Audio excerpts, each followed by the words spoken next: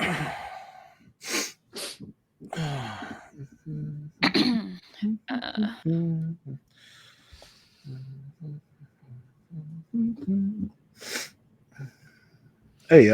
Hey, by chance, did y'all see the new episodes of Love Is Blind?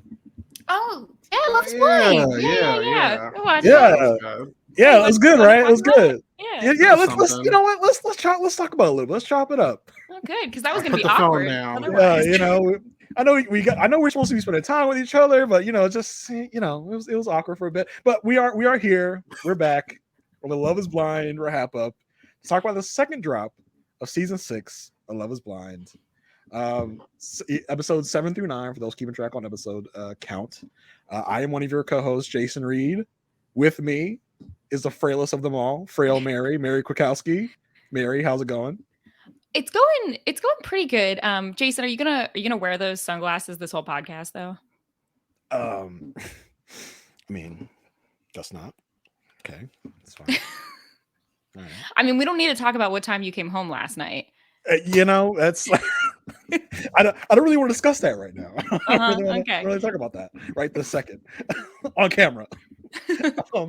And with us is this is an interesting situation because typically my fellow mess around boy Isaiah Goins, aka 8 Ball, usually pop up in the season once a season to mess with Mary and Asia, but Isaiah, we have Mary outnumbered this season, so Yeah. we can throw all the trash takes we want at her, and she want to have a backup. Isaiah's here. Isaiah, how are you? I'm good. No accusations of bean dipping over here. Love is blind, right? Love Is Yeah. Blind at the very least needs a strong prescription, is what I was saying. I'm not sure I like this dynamic being so outnumbered. I need to yeah, this is what I'm really, really starting to miss Asia, as always. We miss her in general, but yeah, I don't know how I feel about this particular love triangle. Yeah, you're missing that other sensible voice. Yeah. But yeah, we're here. We're talking about drop 2, a drop cut in half from the first drop. First drop was 6 episodes. This one is 3. Um, way more easily digestible than the 6 episode drop on the first drop. Just some general thoughts about the second drop. Mary, what was your overall thoughts of how the second drop felt to you? We had some surprises for sure. I would say some of our predictions from the first drop already proven very wrong. We'll get into it. I think that there are some people that my mind has changed on, some people it has stayed exactly the same on. And, structurally, it was a little weird. We had another whole episode of the getaway sort of phase, which I felt like was mostly unnecessary. We didn't get very much left of that. And I think the honeymoon phase in general was kind of had a low drama this year. So I think we're going to need to start calling up some of those other pod people and bring them in for the final couple drops so that we can spice up some things a little bit. But I don't know, Isaiah, what did you think? This is probably one of the slowest seasons that I've experienced with this show. I don't think it's bad.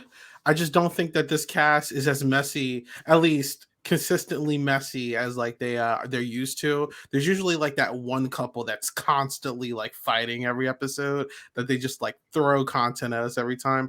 But for the most part, I'm not going to say they're all good, but like for a majority of the time, they're like usually chill and like they can tolerate each other. So it's definitely different, but it has high highs and low lows. So it gave us enough to talk about today. Yeah, and I was mostly surprised with the fact that so far, at least, we've gotten very little drama from like the friends and family meeting the significant others, Yeah. and usually that's where we get the most. Or that usually there's at least a few couples where we instantly hear the parents or the friends being like, no, this person is not for you. And we might get that in a future drop, but at least in the conversations we've seen so far, it's been pretty tame. Is North Carolina the issue? Because the last regular, I guess I'll call it straight person season of the Ultimatum was filmed in North Carolina, and there is very little drama in that season too. Is it North Carolina? Does North Carolina not have a lot of drama-filled people? I don't know, because I do really feel like it is so much about a balance of like these dating shows cannot be successful if you don't have at least a few couples who get together and therefore aren't going to have a lot of drama. And it's just a balance of having some drama and some without. Maybe maybe North Carolina, there's just more people who are willing and ready to settle down or something. Like I'm surprised though that we're getting some of the same issues here that we've had in past seasons. People staying out ridiculously late on weeknights. Can I ask you too? Like, maybe this is just maybe my perspective as a woman or something, but like on a weekend, I have very rarely stayed out past like 2 a.m. Like, nothing's open. Where are people going? I think it depends on who you are. Yeah. I think the episode basically showed that no one was really out at the bar till like 2 a.m. Okay. Yeah, so that's not the problem. If you're not at the bar, you're somewhere. You're definitely somewhere you're not supposed to be if you're not at the bar. Yeah. But yeah, just to add on to that real quick, to what you said about the parents, I do think that, I mean, sorry if I'm jumping ahead a little bit. We were kind of like dangled like this treat, like, oh my god, Kenneth and Brittany, like their families are not going to like work out well, and then we lost that. And then obviously the only parent that we've heard at least that there might be something with is like I think it's Amy's. So we gotta wait and see for that, but I feel like they were really banking on the Kenneth thing, and obviously we lost that, so I don't know. Yep. So before we jump in proper, I just want to remind everyone that you can find all the Love is Blind, The Ultimatum, and Married at First Sight coverage, and Perfect Match, don't forget that, coverage over at robhasawebsite.com/first sight feed. Don't forget to subscribe, rate the podcast, and review it. We love to hear your thoughts. We love to be interactive with our audience. I know Mary and I have been fielding stuff on Twitter ever since the last drop. We've been having discussions. If you want to have even more discussions, you can come over to our Facebook group at a Perfect Match. The Perfect Match Facebook group is typically for Married at First Sight, but we're gonna let y'all Love is Blind people in for right now. If you do decide to subscribe to the Facebook group, there is a password. Just put in LIB as your password, and we'll let you in. It's fine. For these 4 weeks, we'll let the Love is Blind people infiltrate our Facebook group. Oh, that's how it works. See, I tried to join, saw there was a password, and I was like, oh, never mind. I don't know the password. No, we saw you, Mary. We're just like, all right, we'll let Mary in. We'll let Mary in. Yeah, I know her. I was like, too embarrassed to reach out about what the password was. No, we're like at the Velvet Room outside the club. No, she's good. Just let her in. She doesn't need to cover a charge. But yeah, just if you want to come over there, have some more talks about it. We're all talking about it in the Facebook group. Let's come over there, have some fun. All right, let's dive into this. Let's get our troublemakers, our quitters out of the way first. Let's talk about Kenneth and Brittany. I just did not see this coming. On our first podcast, I predicted that this would be an easy yes from both people, and I guess I was super duper wrong. So how did you guys feel about the premature ending here? Was it as much of a shock to you as it was to me? Yeah, I was shocked. I think we were sort of hinted at it, but it didn't seem like the breakup ended up being the reasons that I thought it would be. Like, we were hinted that when they were on the getaway, things seemed a little bit awkward. Mostly there was a lot of like sort of Kenneth kind of, lying on the boat, relaxing, and then Brittany's just like doing that nervous thing where she's like, is it okay if I touch you? Okay, how do you feel about this? How do you feel? Like, filling the awkward silence. But it seemed okay. And then when they get back home, there was definitely like the editors being shady with just showing Kenneth only on his phone while she's asking him questions, while she's trying to be in the moment and stuff. And like, my favorite parts where they had a couple serious conversations and they zoom in on him on the phone. He puts the phone down. They have the conversation. And then they zoom in on him picking the phone back up right at the end of the conversation. And I just thought that was funny. I mean, this was almost a whole like journey, right? From really good to breakup in I think, was it one episode or one and a half episodes? I feel like they broke up in the second half, the first half of the second episode. But we start with them in episode 7 with, right after the whole couples party where we got bean dip and all that good stuff. So they're talking a little bit after that. Kenneth's telling her about the conversation he had with AD about, can Brittany handle being the mother of a black child. And I did like how Brittany handled this. She was like, yeah, I'm good with people coming at me if it's like a genuine concern, but I don't want no trouble. I don't want any beef. Like, I don't want anybody just coming at me saying you can't handle it. And she was like, well, since it's coming from AD, I think it's from a good place. And Kenneth does kind of assure her, yeah, it's in a good place. And like you both have said, this seems like it was gearing us up for more conversation, for more for any conflict, because this is really the only conflict they had up to this point. But it just kind of really fizzles out. Yeah, I definitely going in here. First of all, I thought it was dope that Kenneth and AD had this conversation, because this is a lot of discourse I do see in the Black community, specifically on social media, and it's never really addressed in these shows. So I thought it was interesting, and I thought we were really going to get like a whole lot of this with the families and stuff, but obviously we were completely wrong about that. But she handled it well. I'm not sure if Brittany knows how to handle like race-related conversations with this, because she kept saying, as he identifies as an African American, or I was like, oh man, yeah, I noted that in the first drop, but forgot to mention it. Her saying that she identifies as a white person, yeah. I did think was really funny. Well, we did find out that she apparently has dated black men before, so she at least has some experience with this. But yeah, that was kind of. I think it's more to kind of, I don't know, fit into our culture now, is to say you identify as this, and this. So, I don't want to disrespect how you identify. So, better safe than sorry in those aspects. But I thought that conversation went well. Nothing, no alarm bells in my head.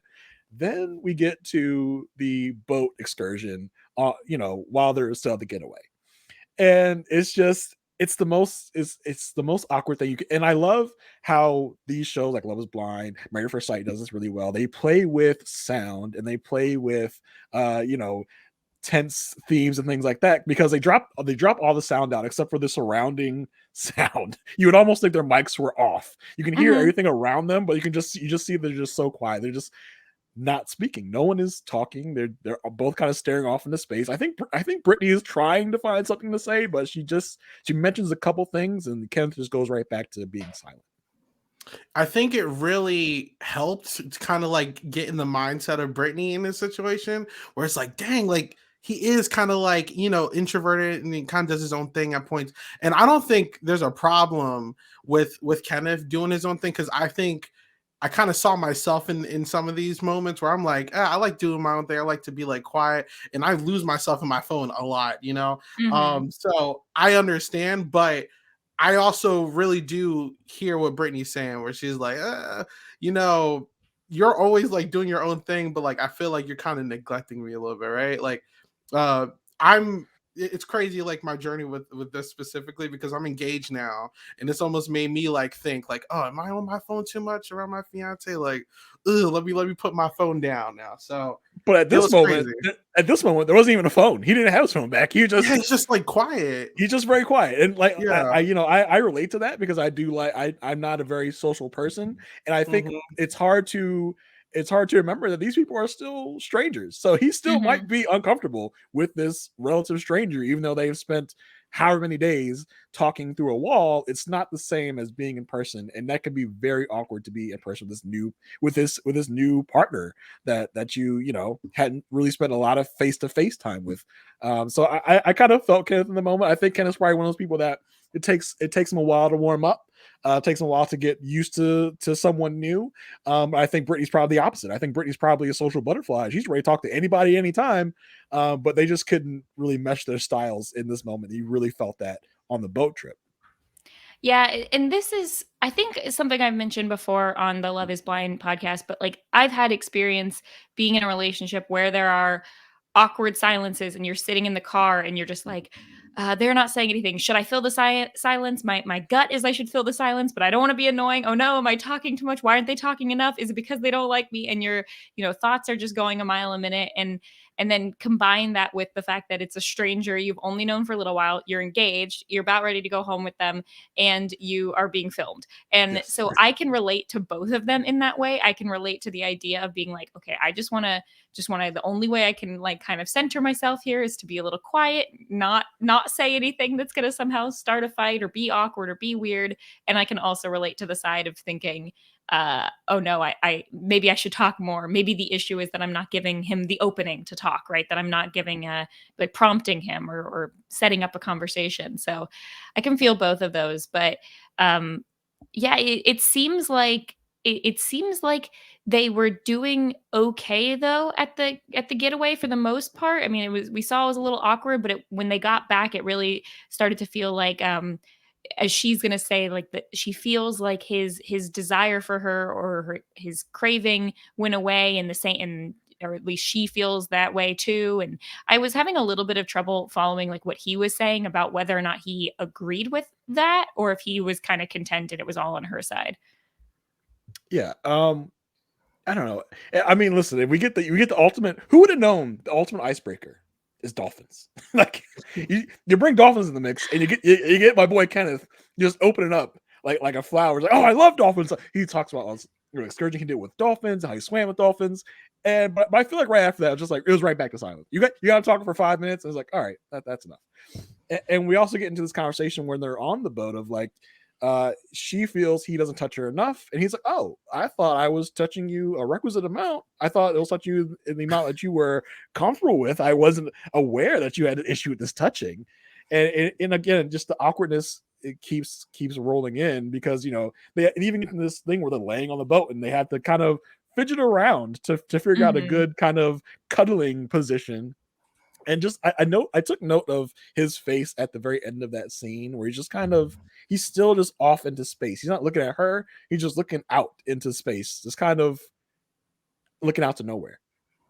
It makes you really think like what happened between episodes to like have this drastic change, because unless we weren't really like paying too much attention to them, they seem perfectly fine the last episode. Like he's pulling up chairs for her, he's like putting her slippers behind her feet and all this stuff, and like he just kind of seems completely out of it right after that episode. So I don't know. Here's my thing with Kenneth and Brittany, and I feel like this is for me their overarching issue. They related super deep on the spirituality piece, and that's what they talked about, I think, mainly in the pods. But there's a certain time where that kind of runs out. You've talked about spirituality all you can. You're on the same page there. I just don't think they related on any other level other than that. And then they were just nice. What was that? I was saying that, and they were just nice to each other. I think that's also the thing, yeah. It makes me wonder, like, what were they filling all their other pod time with? Like, did they have any, we talk sometimes about people having only lighthearted conversations, but maybe they didn't have enough, just kind of get to know you. What do we do on a day-to-day? What would our life actually look like? What would our communication style be? Can we joke around? Can we, any of that? And because we didn't see almost any of them in the pods, it feels like they had a bunch of dates that were probably very short where they got really deep and went, okay, we're good. Yep. And that was it. I don't know. Yeah, so that was their getaway moments. We come back to Charlotte. We get the Nick and Vanessa popped in for, I don't know, probably 30 minutes to film this and pop back out to introducing us back to the real world. Everyone's getting their devices back. Everyone's back talking to their family and friends. How will they cope? How will they manage this? So for Kenneth and Brittany, we get back to Charlotte. We see their new place. And in this segment is when we Kenneth gets his phone back and he's like, oh, I missed this so much. He kind of spells it out for us. He's like, it was great not to have the distraction, but I'm still very excited to talk to all my friends and family, to check up on my school and do all this and that. And we see them kind of moving into their bedroom, and we see Kenneth on his phone. And from the way they portray it, Brittany is trying to get things set up. She's trying to talk to him, but he just is not being communicative. He is head down in his phone the whole time. Mary, you seem to think that maybe this is a hatchet job on Kenneth with the edit. I don't know. I think that they probably didn't have a whole lot exciting or interesting that was happening throughout all these episodes, and then they break up and they're like, shoot, how do we show that? They didn't have any fights. They didn't have any, relatives or friends tell them not to be together. And for all we know, it happened very quickly. Like it could have happened a day or two after they got back. So maybe all they had to show was him being on the phone, and they're like, all right, I guess we'll just put that there. I think that at the very least, they were trying to demonstrate like they're on different planes, you know. And I don't fault Kenneth for this. Like, if you're because I think some couples would be able to vibe completely well with him. You know, he just got back, wants to get his phone. You know, for all we know, this was like 15 minutes. Like, we don't know. It might not have been that long. It might have been that he was on his phone the whole time. And then, yeah, that would probably factor in. But to me, I just kind of took it as like they're just not on the same wavelength right now. When you see like some of the other couples who are unpacking and they're chit-chatting and they're going through the closets and discussing who's going to put what where, and that's just not what was happening here. Yeah, I thought that it was like reasonable. I'm like, okay, he just got back, you know, he is running a school. He does have like a social life, right? I try not to trust the edit too much after one of the seasons that they intentionally hid something until the reunion to show that someone was lying. I forget which season that was, maybe 3.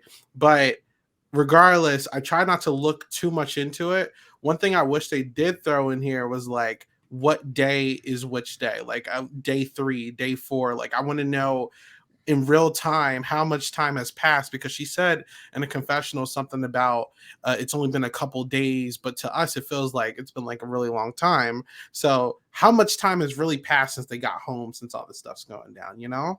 I think it would make it a little bit more easier to digest how people are thinking in these seasons. Yeah, I mean, I would think it'd probably be a day or two, maybe. I mean, they flashed up how many days till the wedding at certain points. It wasn't really easy to keep track of because they did it so sporadically. But my guess is that, you know, it's probably a day or two. We're putting our stuff in the drawers. I mean, unfortunately, got to get them right back out of the drawers a day or so later, probably. But yeah, who knows? We also go to Kenneth's place, and Kenneth is a 25-year-old guy. And as such, you know, at 25-year-olds, you know, Isaiah, you're in that age range. I'm 25, yeah. How's your pantry and refrigerator looking? You got something in there, or are you taking it out every night? I'm trying to be better. I'm like him, okay? Like, I don't know how to cook much. I'm learning, but I'm just like Kenneth, so I get that. I felt like I was like secondhand embarrassment. I'm like, damn, like, can't watch this with my fiance because she's probably going to be like, hey, that's like you. So yeah. Yeah, we open the refrigerator, there's barely anything in there. We open the pantry, there's like snacks in there, there's red Solo cups in there. Like, you know, what you might find in a normal 25-year-old's pantry refrigerator, who knows? Also, we have to remember he was leaving for what? Yeah. 2 or 3 weeks. You know, you don't want to leave too much in your house. That might spoil, but this was, even for that, I think this was a little much.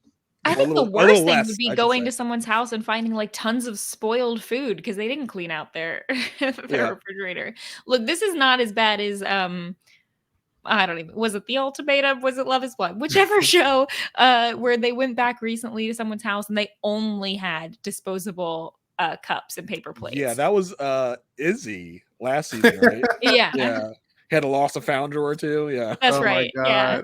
See, and then and this is jumping ahead, but I love when one of the people say like this house could do with a woman's touch. I'm glad there isn't a woman's touch already. Like at Izzy's where it looked like somebody had come in and decorated clearly. Yeah. So I mean, it's here in Ken's house where Brittany kind of broaches the subject of like, hey, you know, I've noticed since we left the DR that you're a little less, you're a little more into yourself. You're less at peace, and you're kind of into yourself. He says, well, you know, yeah, I do have quiet moments, but you know, I want to know that if I'm with you, that's okay. If every now and then I'm to myself, I'm not as bubbly as you are every day. And he uses the word that, you know, has infected reality TV romance shows. I would just like some grace from you when those things happen. Can I have that grace? So yeah, that's you kind of see this the beginning of the end and the beginning of the problems there in that moment, and you're thinking, okay, this is a small speed bump. We can maybe get past this. And then, I love this idea though of turning everything around. If it's like, you know, Jason, I don't really appreciate when you don't communicate well on the podcast with me, and you don't give me time to speak. And then you'd be like, well, Mary, I just would like you to give me some grace when that does happen. When I do leave you out of the conversation. I love that turning it around. When I do something you don't like, that you just, you know, deal with it. Yeah. Why can't you just let me do those things and feel okay about that? Yeah. we'll get into another type of situation like that later.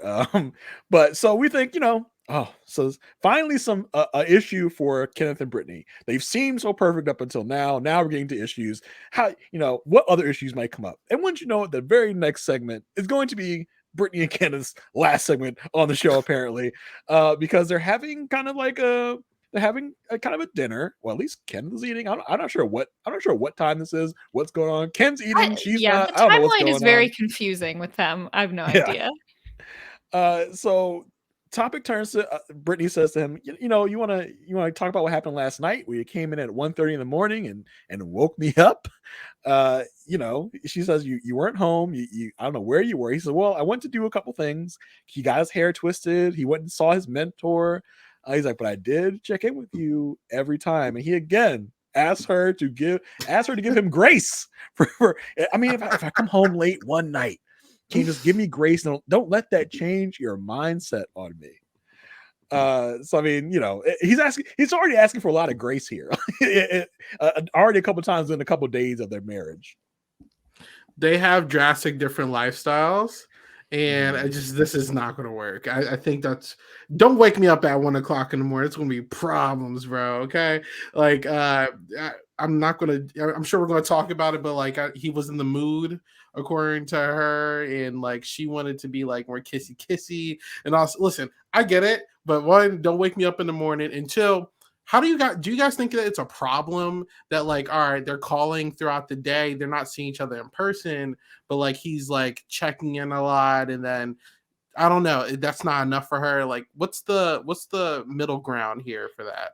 It feels to me like they're trying to come up with a logical reason of like, yeah, but I was checking in, but I didn't feel like we were kissing enough, blah blah blah blah. And it's like, I hate to say this because it's a boring answer, but like the reason they break up is because they just weren't feeling each other. Like they know it's like if you're having to go through your brand new relationship and try to like figure out if you should kiss enough or not or what, it's like you should be ideally wanting to kiss the person, and there shouldn't be like a mystery there, or if there is, you get past it relatively quickly or something. And yeah, it just feels to me like they come to the conclusion that's like, well, maybe we're just not feeling each other. Yeah.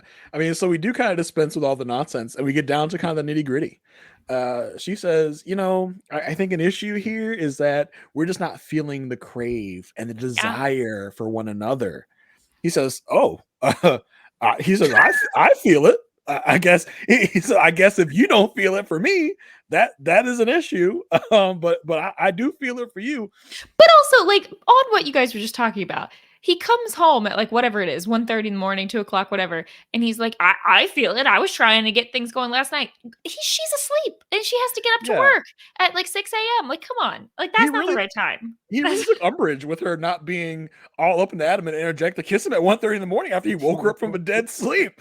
Like, how can you like have that against her if she wasn't like all energetic after you just probably shook her awake? It's like, hey, you want to kiss?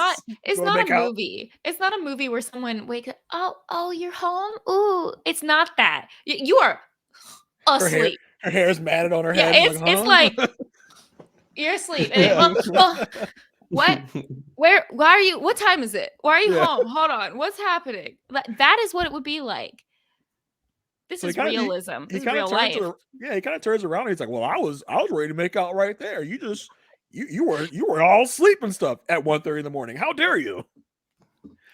So, I think at that point there's nothing left to be said. I think they both are just kind of like, all right, well, I guess this isn't working. And did y'all feel like this wasn't really like a firm, like, all right, we're done? It was just kind of like all right, well, guess that's it, right? I guess I'll leave.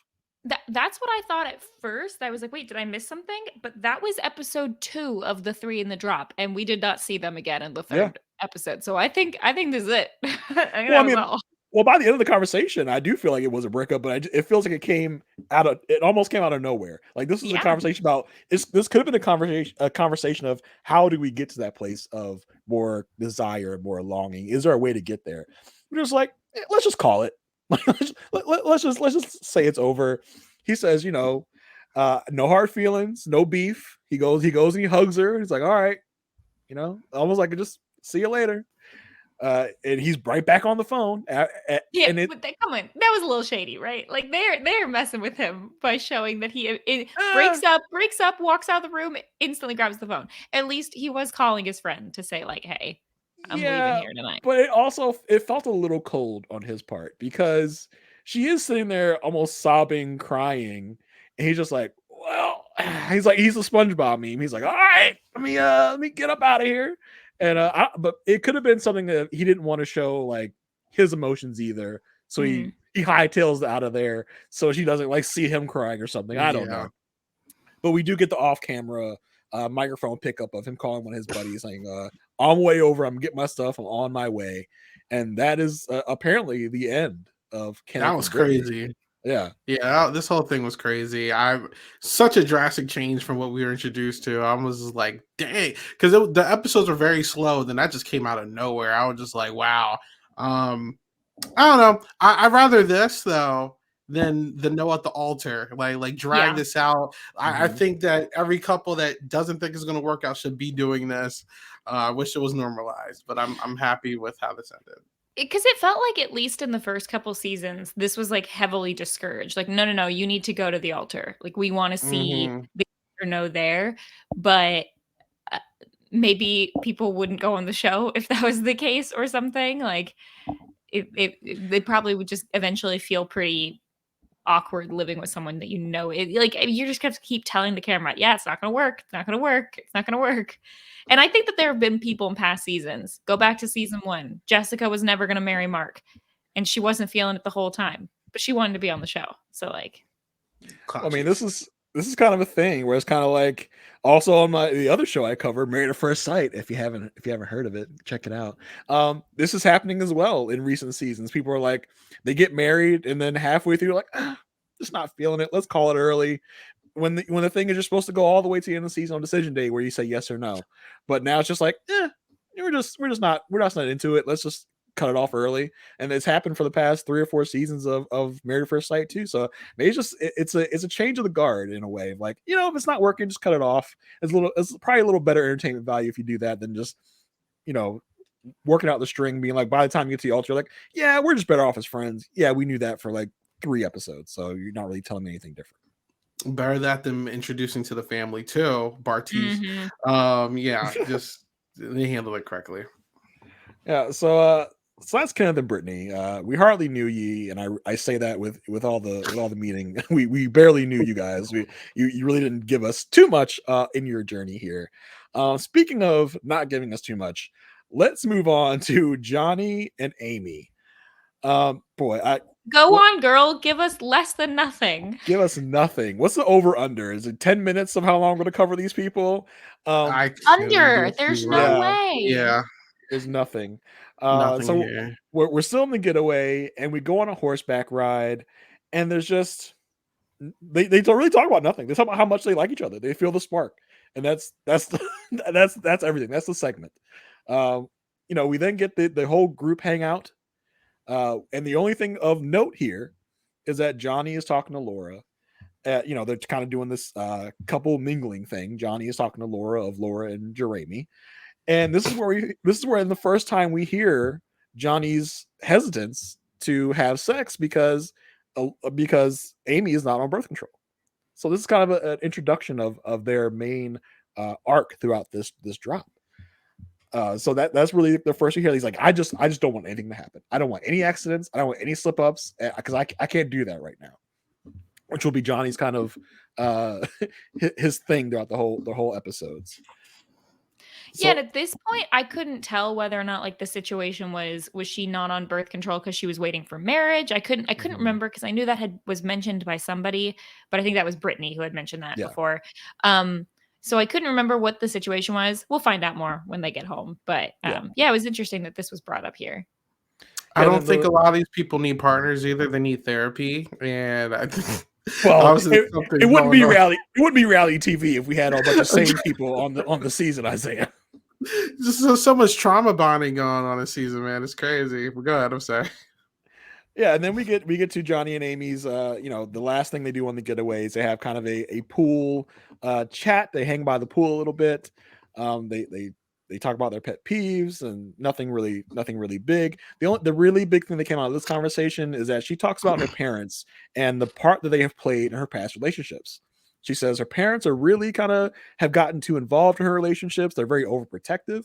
And she does drop the nugget of, listen, if you don't get my dad's blessing, I don't think I can move forward with this. This was interesting. What did you guys think about this part of what? This is the first interesting thing that either Amy or Johnny has said. This is I think it's hopefully setting up for some drama. Let's say that. Yeah, I thought it was interesting that she came on this show with that caveat of like, listen, we can do all this fun stuff, but right even before we get to the wedding, I need Dad's blessing, or we're just ending this journey right here. Which is a little, for someone that's an adult, I'm just like, okay, I don't know if that's the move. It gives me something to look forward to, at least, I guess. Like, because as you said, there's nothing really going on here outside of this in the birth control convo. So yeah, maybe Dad is like, I'm not with it, and then they have to say no at the altar or something. Like who knows? Maybe something big that we're being prepped for. But yeah. This could also be one of those couples that we've seen, like a Lauren and Cam in the past, where they really don't have much too negative to talk about, so they need to give us some kind of conflict to keep the show interesting. But yeah, there's nothing really here. Yeah, I think this is just they're grasping at straws for something, for some drama, but I think all in all it's going to be fine. We're back in North Carolina. We see Amy's place. She is, as she and Johnny put it, a crystal girl. I can't say I've had a lot of experience with crystal girls. Mary, what's your proximity to crystals? Can we call you a crystal girl? What's going on with you and crystals? I am not a crystal girl myself. I know some crystal girls. Great people, I presume. I don't really get the crystal thing, but as we were talking about before the podcast, I'm a cow girl. So I not like cow girl, but like I have a lot of cow stuff. So I feel like it's not the same. I'm not trying to say that people who have crystals that I'm getting the same whatever it is you get out of crystals with cows. But I'm just saying, I've got some decorative things that I think people would question. Namely a lot of cows. I have a cow dish that's like where you put your little sponges by your sink so they drain. But the sponge inside of the cow dish is also shaped like a cow. So it's like some cowception there. But you don't read anything off of the spots of cows like a crystal girl might. I feel like a crystal girl's like I can tell things by these certain crystals. Yeah, I'm not getting any auras off the cows. I'm not getting any like those are not helping in that way. But if this one thing, this like the crystals and her little like water fountain thing that she had in her kitchen, if that is all that she had in her entire house that was questionable, we're in a good spot. Yeah, we're in a good spot. I mean, I was looking like around her house. I was like, oh, what kind of books does she have on her bookshelf? That's the one thing about these shows. I don't know how you all feel that like I can't picture someone coming in my real house on TV. Like, no, get out. Don't look at all my stuff. I don't want the show to see my stuff. I would need someone to come clean my house before I get there. Yeah, clean it and take out most of my stuff. Yeah, I'm getting exposed. I think it was Kwame a couple seasons ago that got exposed. That would be me. I would get exposed. Messiness. I need, I feel like that might be my biggest pre going to the pods concern is like, all right, I know they're coming here. If I find a match, I know they're coming here. So this has to be spick and span before I even leave to go to the pods. I'm not going to trust it to a friend. I'm not going to trust it to anyone else to clean my place. I'm going to make sure that thing is clean before I go. That's going to be my number one concern. I don't want to be embarrassed on national television in this way. I'm sure there's going to be other things I'm going to do if I'm on this show that's embarrassing, but I don't want it to be my part when we get back. I can at least control that. That'll be me. Yeah, maybe get all the nerd stuff out of the way so the cameras don't catch it. People make fun of me too badly. But if I took out all the nerd stuff from my spaces in this house, you probably would just think no one lived there. See, this is how entertaining Johnny and Amy are. We have nothing else to talk about other than cows and their stuff. Yeah. But while we are at Johnny and Amy's house, the subject of kids and birth control come up again. And we find out that we already knew that Amy was on birth control. We also find out that because of this, they have not had sex yet. Because Johnny doesn't even trust condoms, apparently. He's like, no, it's either birth control or nothing in Johnny's mind. And I do like how Amy kind of turned it on him. He's like, well, vasectomies are also a thing. That's not really like, it's not all the ball's not all in my court. You got something else you can do too. So I think Johnny's like insistence of like, I cannot have a child right now. That is something I cannot do. That's the one thing I'm not going to do is have a child. So we're not even going to broach the subject. The only 100% way to not have a child is to not have sex. And that is Johnny's plan right now until she gets on birth control. No one tell him that even birth control is not even 100%, for you not to have a child, but no one put that in his head. What did you guys think of this? I felt like this is definitely a thought that I think most people probably have, and especially a lot of women. The idea of birth control, and it's like, well, hold on, why is it up to me to change my whole system that I got going on internally? And I don't necessarily think that like vasectomies are the answer either 100% of the time. But I think the key here is the conversation they were having about like, well, what would happen if we got pregnant? Because that's really the important part. Like ideally you want to be in a relationship where if you got pregnant, that you have a plan and that you are going to be okay with it. Like she was saying, if we had a kid in 9 months to a year, I don't think that would be the worst thing. If we were in love, if we were married, if we had a house, like, that seems, it's not necessarily what we had, planned for, but I think we could get through that. And he was like, yeah, I don't know about that. And this is coming from two people who've discussed a lot that they want kids and that they want to have a family. And I don't remember how old they are, but everyone, it seems like in this season was like at least 25. I think they're both 27, if I recall. Yeah. Mm-hmm. So I think that this is the point where I don't know. I remember being like 21 and, having a conversation with my mom, and she was basically like, if you got pregnant at this point, like, who cares? Like you graduated college. It doesn't like it. I mean, not who cares, but like, it'll be okay. Like things, things could work out. You could be fine, with the situation. And I just feel like this is something that's most important that they have that conversation, more important than it is to figure out like exactly what to do with the whole birth control situation. But I just think Johnny has a set path for his life, and he's not trying to do anything to deviate from that at all. He talked about how he wanted to retire early. He wanted to retire at 50. Yeah. But I mean, sometimes life happens. He may need to be open to some male birth control then, Yeah. Hey. Is that a thing? It's not a thing. I mean, I don't. It's not as widely commonly used. Because, okay. The guys were like, side effects. Yeah. Like this is like an ultimate game of tug of war. They both like each other, but like one of them's gonna have to get it in if they want to do it. Either she has to get birth control or he has to get a vasectomy. Apparently, but one of them's going to give in at some point. Like probably not on the show, but it's going to happen. I just don't know who's going to give in. I understand not wanting to have a kid so you think you're financially stable. I think that's fair.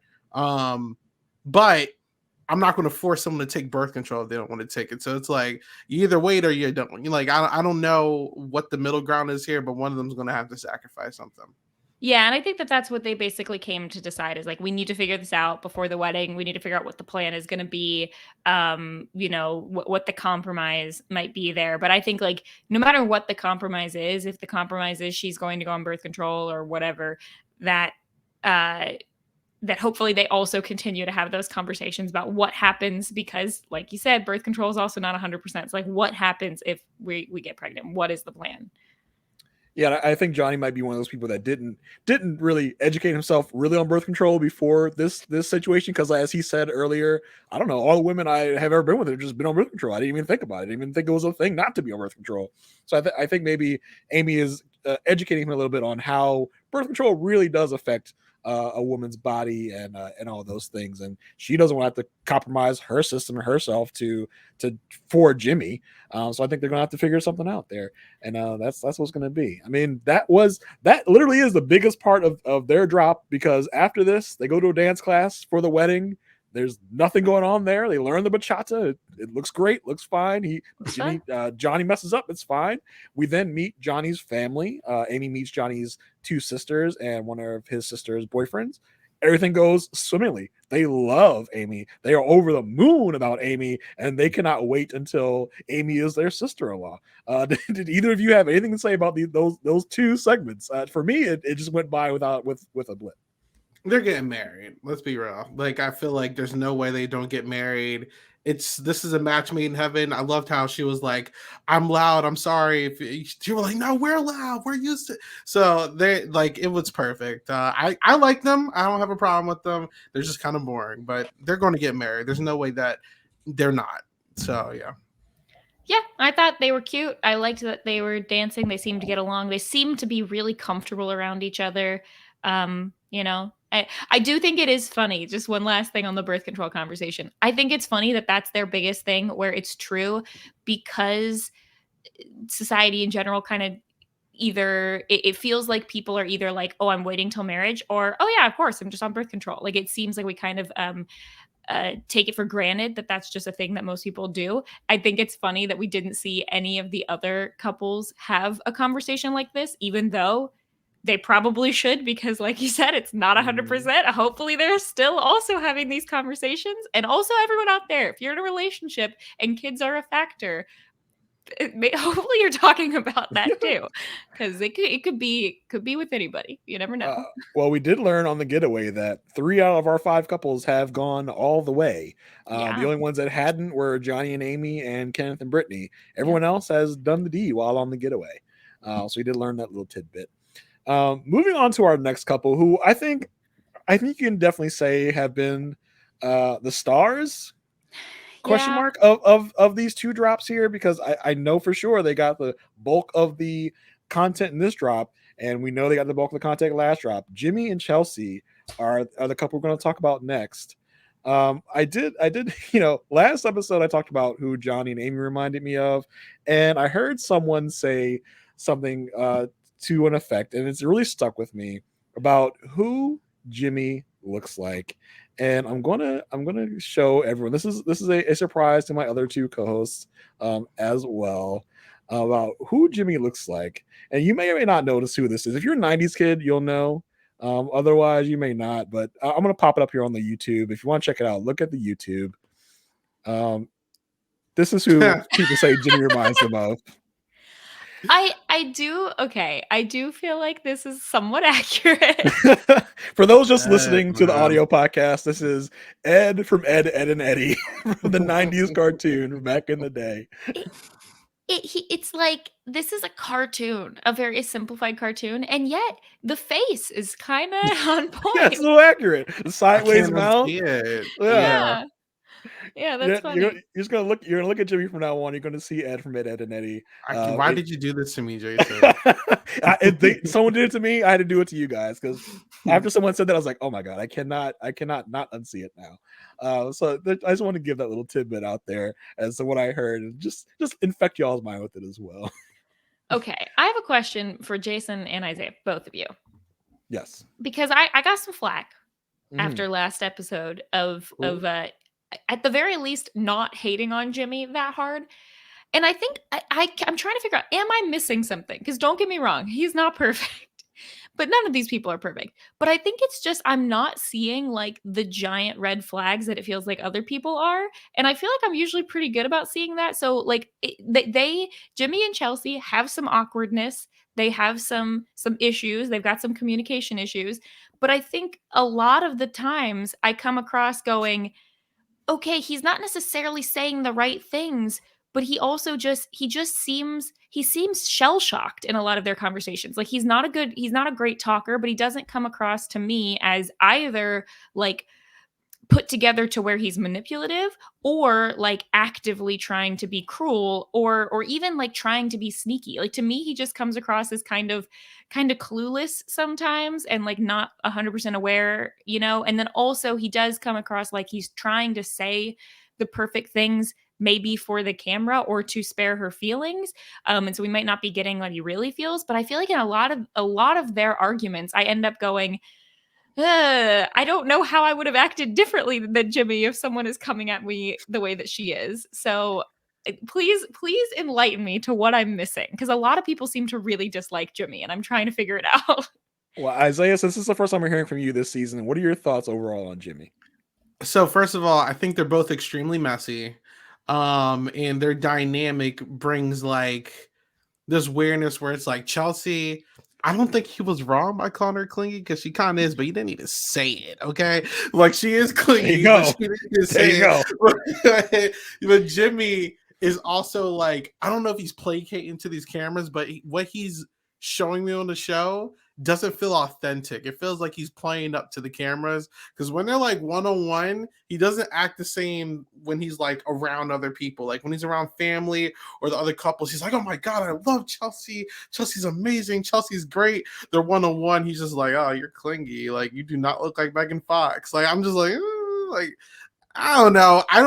I don't think he really wants to be with her, but he's probably seen what the show can do to people's character outside the show. So he doesn't want to like talk crazy about her or treat her bad, because the world is going to make him look wild. Like we already know. Yeah. I mean, I don't want to skip ahead to the Jessica stuff, but I don't think he really wants to be with Chelsea. So I don't think he wants the show to affect his real world image. That's where I'm getting. And I'm preparing for it because this time I did watch the what's coming up next time. So like I can see that things are not going to go great, but like we talked about it, when you get to him and you get to Jeramey, I feel like there's a lot more going on with Jeramey that I'm suspicious of than with Jimmy so far. Like Jimmy does come across either like we're missing things and it truly is like 90% of the time they're happy and we're only seeing the arguments. And so when he says things like, oh, you know, everything's great with Chelsea, I love Chelsea, Chelsea's perfect, whatever, that it is because in his mind he's looking at the 95% of the time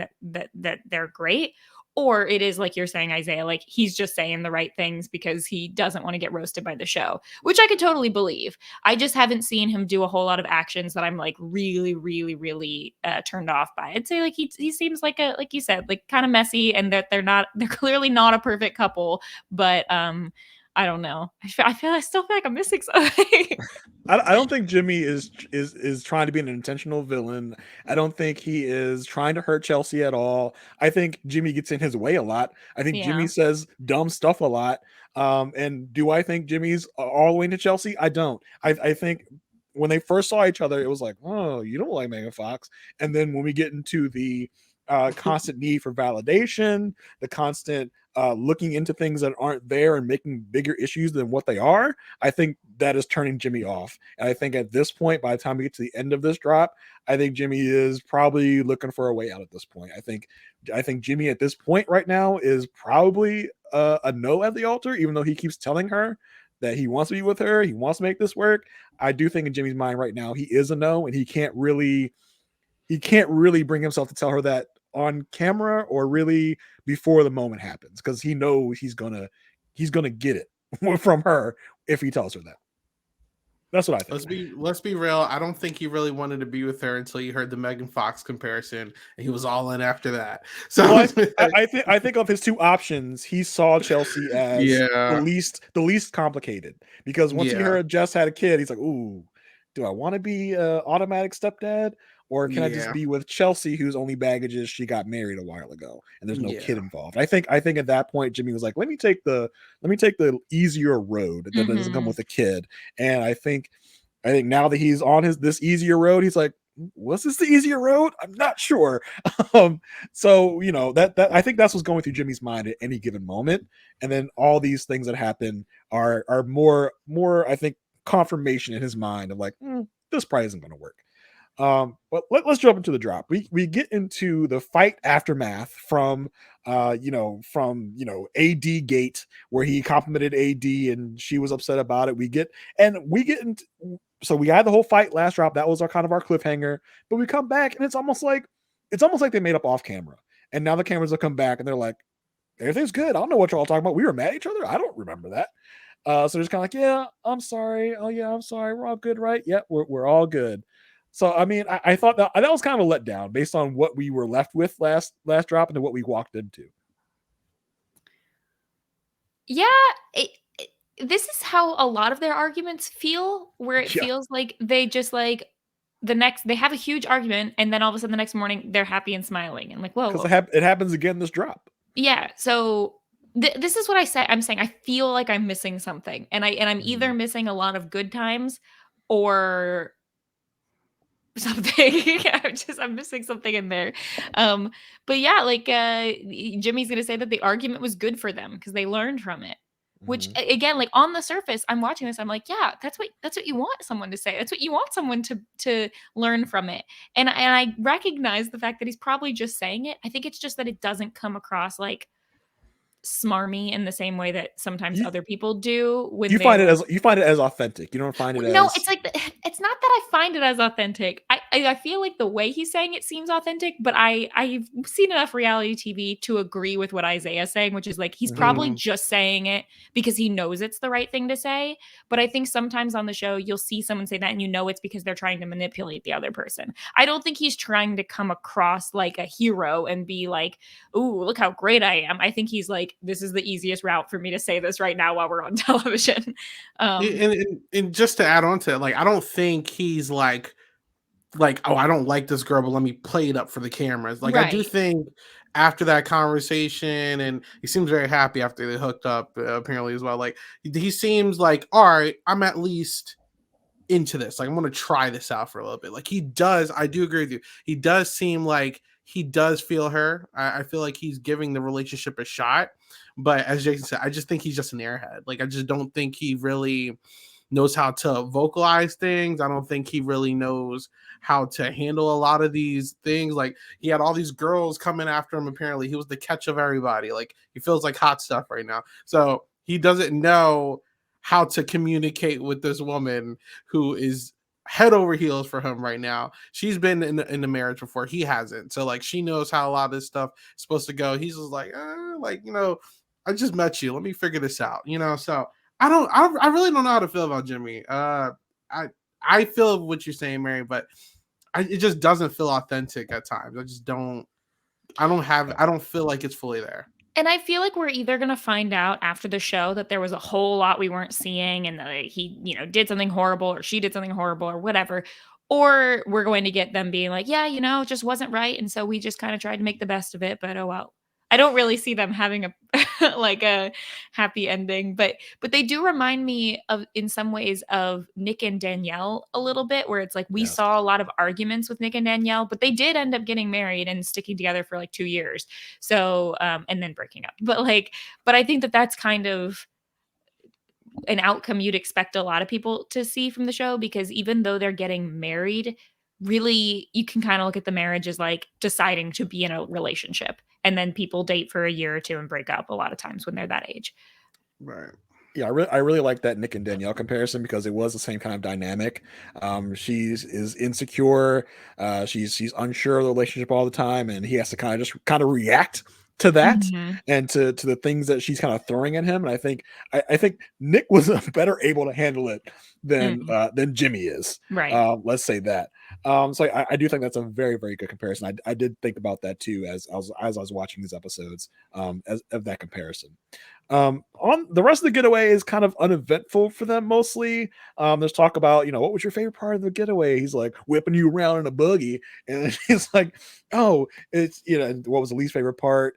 This is where we find out he bit his lip, and that's gonna be important. Yeah, it's gonna be a big thing later down the line. But other than that, they didn't really have any big moments at the rest of the getaway. It's when we get back to North Carolina is when we get more drama from them. When we get back, we do see both of their houses, which was interesting because these are the only couple that we saw both places where they're living. Chelsea has a roommate, Tiffany, who is almost exactly like Chelsea. Could have been her twin in both appearance and kind of enthusiasm for life, I think. I thought that was interesting. And Jimmy takes one look. He's like, yeah, we're not living here. No way, no how. I was watching that part while I was doing something else, and I looked back because I was like, whoa, we barely saw her, but she was energetic for a second, and then I just see Jimmy going, yeah, she's a lot. Yeah. I mean, Jimmy's probably looking at this like, yeah, I cannot deal with two Chelseas at the same time. I cannot be living here. We then check in with his apartment. He has a studio apartment. It was a pretty nice studio apartment. I won't denigrate him at all. It was a pretty nice studio apartment. We talk about, well, I don't know how you're going to live here because I don't have any other rooms. And when I'm having a meeting, you're going to have to scram. You're going to have to get out of here. You can't be here. I'm like, she can't like go chill in the closet or something and like go watch some Netflix in the closet. I don't know. But yeah, that was kind of their living situation. She seems to be all for it though. She's like, well, I guess we're going to move in here since you don't like my roommate. We can't just kick my roommate out. So we'll live here. Yeah, it was cool, I guess. I think that this house was a lot more spacious than they were like kind of like making it seem. She can go on her little coffee shop runs or whatever. I thought this was a good little vibe. Is there a better way to handle the whole meeting thing to you, or was this like, I don't know, like when he was talking about I have like meetings, you don't have to get out of here. Is that valid, or is there a better way to do that? Well, I think if you live in a studio apartment, you're kind of in your back. You could face the computer desk towards the wall, and you just tell her to be very quiet. And like as she's walking around the apartment, I don't know. Does she have these secret clandestine meetings that she cannot hear? I don't know what it is. I think the key is, and like this is advice I need to give myself, but like people get comfortable in whatever size space they have.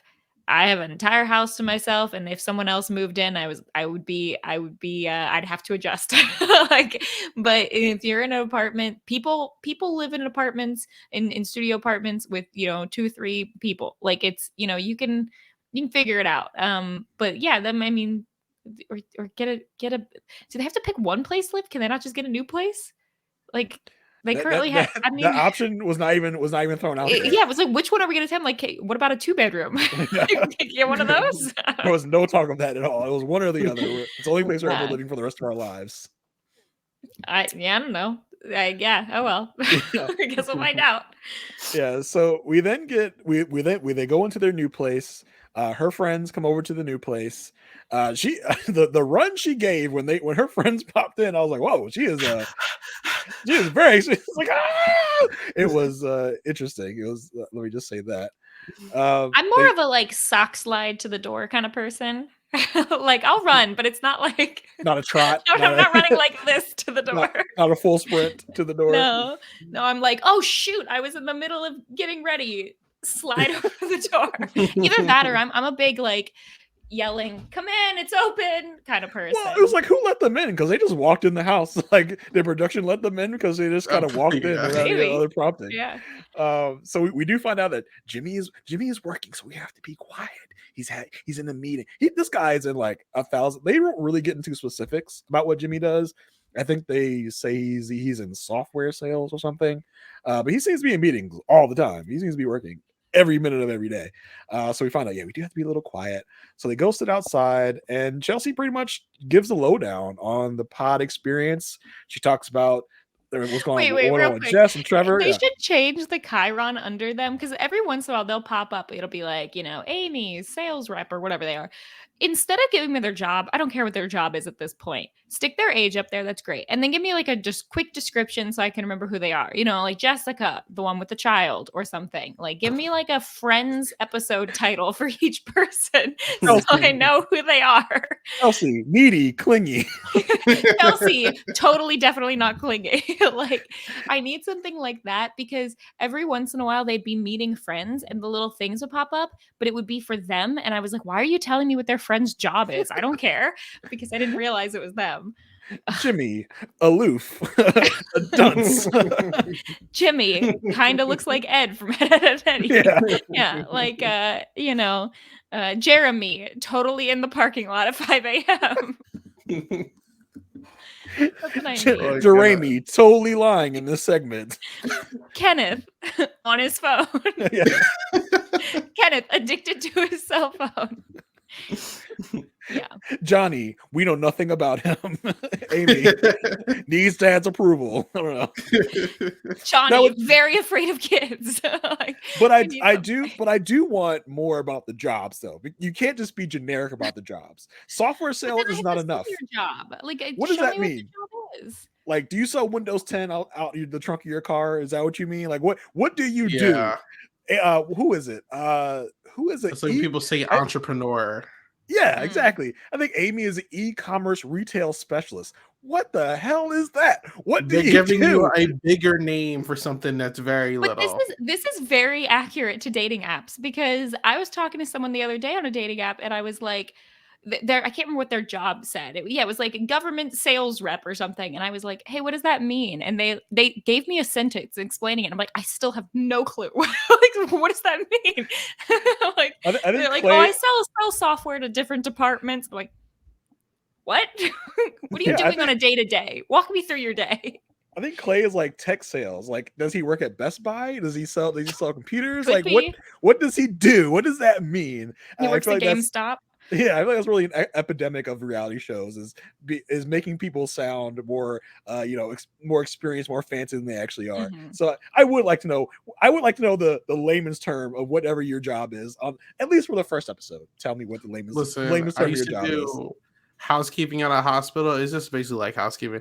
The fancy term for it was environmental services. Okay, see, I would think you had some high class job, and you're a big muckety muck.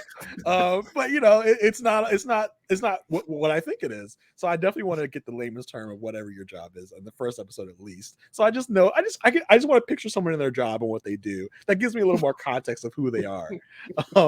But yeah, that's neither here nor there. Chelsea is gabbing with her girls. I don't like these kind of sum ups from people because we already know this information. She's giving the whole download on Jess and Trevor. I'm like, we know all this already. We're just kind of wasting time. But I mean, I guess showing us that she's not past the whole Jessica situation. Oh, definitely. Because she talks about, I found out he sees what she looks like, and now I'm just wondering, I know that she's stunning. I'm wondering if he's thinking what it would be like, what it would be like to be with her. So I mean, this is just she's wearing the insecurity on her sleeve, pretty much. She's showing us that she's not sure about things, like where Jimmy is, because I bet you in the back of her head the whole time, right after Jimmy proposed, is what he would do when he saw what she looked like. And I think her worst fears are coming to light here. Classic case of self-sabotage. But yeah, I'm definitely Jimmy talks about Jessica a lot, and she talks about Trevor a lot. Like it's really hyping up this whole when we bring them back in, there's gonna be like spice and fireworks. Like these two talk about their as far as we're being projected, the people that they they denied instead of each other to like their friends and family. It's kind of crazy. I don't know what that's supposed to be, but I don't think Trevor wants. I don't think Trevor and Jessica is going to be a main thing, but they love talking about them. Yeah. I'm excited because I thought we were going to get the whole group hangout of the pod people and our main people in this episode, in this drop, but it looks like we're going to get it next drop. And we have a lot to do next drop, because shouldn't that be weddings? And because we have 10 and 11, and then we have 12, which is the reunion. Maybe, I don't know what, maybe, or is 12 going to be weddings and then we get a reunion? I don't even know, because the preview for this drop of episodes included stuff that actually isn't going to show up till the next drop. So they really kind of played us with the coming up next. So I don't trust anything that these things are showing us anymore. I don't know. Yeah, they mix it up each time, but based on how we're going, they either need to. I mean, we're down to 4 couples, so they need to give us some drama. I was expecting that we were going to see like some more, pod people meetups in this chunk, and we didn't. So hopefully that's coming in the next one. Well, apparently it happened. We just didn't see it on camera. Oh yeah, now that I have that in all caps. We'll get to that. Yes, really. Yeah, we'll talk about it. Oh wow, probably. Okay. but yeah, we eventually get Jimmy meeting up with Chelsea's friends. It's pretty nice. They kind of grill him about the relationship. He says, yeah, he again talks about Jess. He's like, I don't want to talk about other people, which is Jimmy's favorite line. Whenever he gets ready to talk about other people, he's like, I don't want to talk too much about other people, but the relationship I had with this other woman didn't work out. Chelsea was so understanding. She was so kind. She was so gentle, and that's what really really drew me to her. We get talk about kids. He would love like 3 to 5 kids. Ideally, he would take only 3, but ideally he wants 3 to 5. And Chelsea didn't really give us much of how she was feeling about that. She's like, well, I am 30, so I don't know if you're getting 5. Yeah, 5 kids in 4 years, you could do it. Yeah, mathematically. They do It'd be not rough. Have fun being pregnant for 5 years straight, but okay. So then talk turns to Chelsea needs her girls to back her up because she's the turn talks to, well, did you tell them who you said you look like? She's like girls, who do I always get told I look like at the airport? Carrie Underwood gets thrown out there. I was like, I don't know about that either. I don't know. But here's the thing. I think there's 2 different types of looking like someone. There is that, wow, they look exactly like that person. They are a doppelganger for them. Actually, I'm going to change it. There's 3 types. Type 2, that's type 1. Type 2 is like, oh, they have the same hair color and eye color and vaguely look similar. Sure. The third type is like, I was watching Suits just now. I'm getting late to the party. I understand. I know I'm late. It's fine. But I'm like a couple episodes in and I was talking to my sister and I'm like, who does Harvey remind you of? Because he looks like someone I know, but I can't think of who it is. And she goes, it's Dad. Now here's the thing. Harvey Specter looks nothing like my dad, but they have the same like nose lips area. Like they have like one quality that is eerily similar. And I think if you look at her face, I could believe that some girls who are sitting around really trying to figure out which celebrity she could look like could have zoned in on like one thing in her face that's like, yeah, you do look kind of like who is it again? Megan Fox. Megan Fox. I couldn't remember who it was. I think it's more like that than it is like if you actually, they're going to talk about how Jessica looks like a Kardashian. Jessica and a Kardashian, you put them next to each other, they don't have like the same face, but they have a lot of very obvious similar qualities. And so I think that that's like type 2 looking like someone. They making it seem like she gets this all the time, though. I feel like one person probably said this to her before, and she held on to that for the rest of her life. Yeah. It's like, this is the compliment of the century. Megan Fox, I'm telling everybody. Like, I don't see everyone and their mom going up to her saying, you look just like Megan Fox. Like, come on now. Probably not. But he did ask, like, have you ever gotten told you looked like a celebrity? And she said, yeah, someone told me once I looked like Megan Fox. Well, no, someone told me once I looked like MGK's wife. Listen, I said on the podcast last time, she knew what she was doing. She brought up the celebrity doppelganger talk. She planted the seed of MGK's girlfriend. Who is it? Like, you don't know who made. Come on now. So she knew what she was doing, but she got her girls to back her up after the first one of Carrie Underwood. She's like, no, the other one. Oh, Megan Fox. Yeah. That's it. And of course, and then she was like, yeah, Jimmy, come back out here. Wait, say that again. Tell him. Say it louder. So the meeting goes pretty well.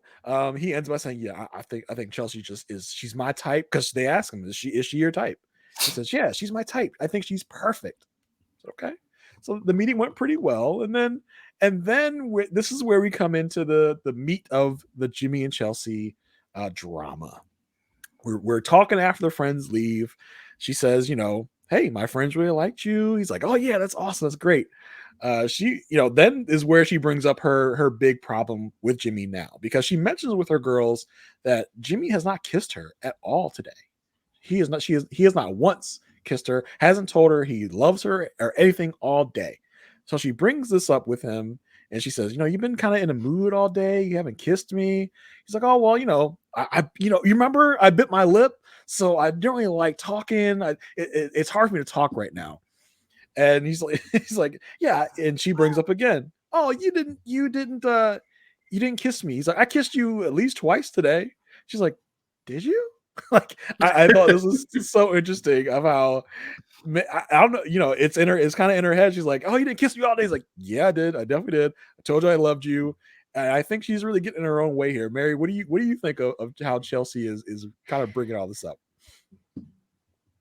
This is where I understand the clingy comment, because she's not necessarily even being physically clingy, but it's even when they were on the getaway and she would ask questions like, what was your favorite part, or what's the first thing you noticed about me, or whatever, and whatever he responds with, she's like, really, not a more romantic one, or oh, what about not a cuter answer. And so there's a lot of that where it feels like it's not exactly fishing for compliments, but she's seeking reassurance and obvious forms of affection. Mhm. It seems like constantly. The fact that she brings up like 5 times in here, like that he's not kissing her enough or whatever. And if he feels like he is, or at the very least feels like, well, your facts aren't, you're being you're being you're exaggerating here when you're saying that, I haven't kissed you all day. You're right, I haven't a ton, but also we've been together for, an hour today because I've been working or whatever. Like, I think there's lines on both these sides. It's similar to a conversation we're going to have with AD and Clay in a little bit. It's like, if you really care about someone, you're going to make time to be affectionate toward them. Ideally, also, you're not feeling like you're not receiving affection from the other person, but also you have to be understanding of the fact that people have like normal schedules in their day, that they need to do things. Hopefully, if she's someone who's, mature enough to be in a relationship, she's not going to be constantly questioning whether or not he's interested, whether or not he likes her, whether or not he, is giving her the attention she needs.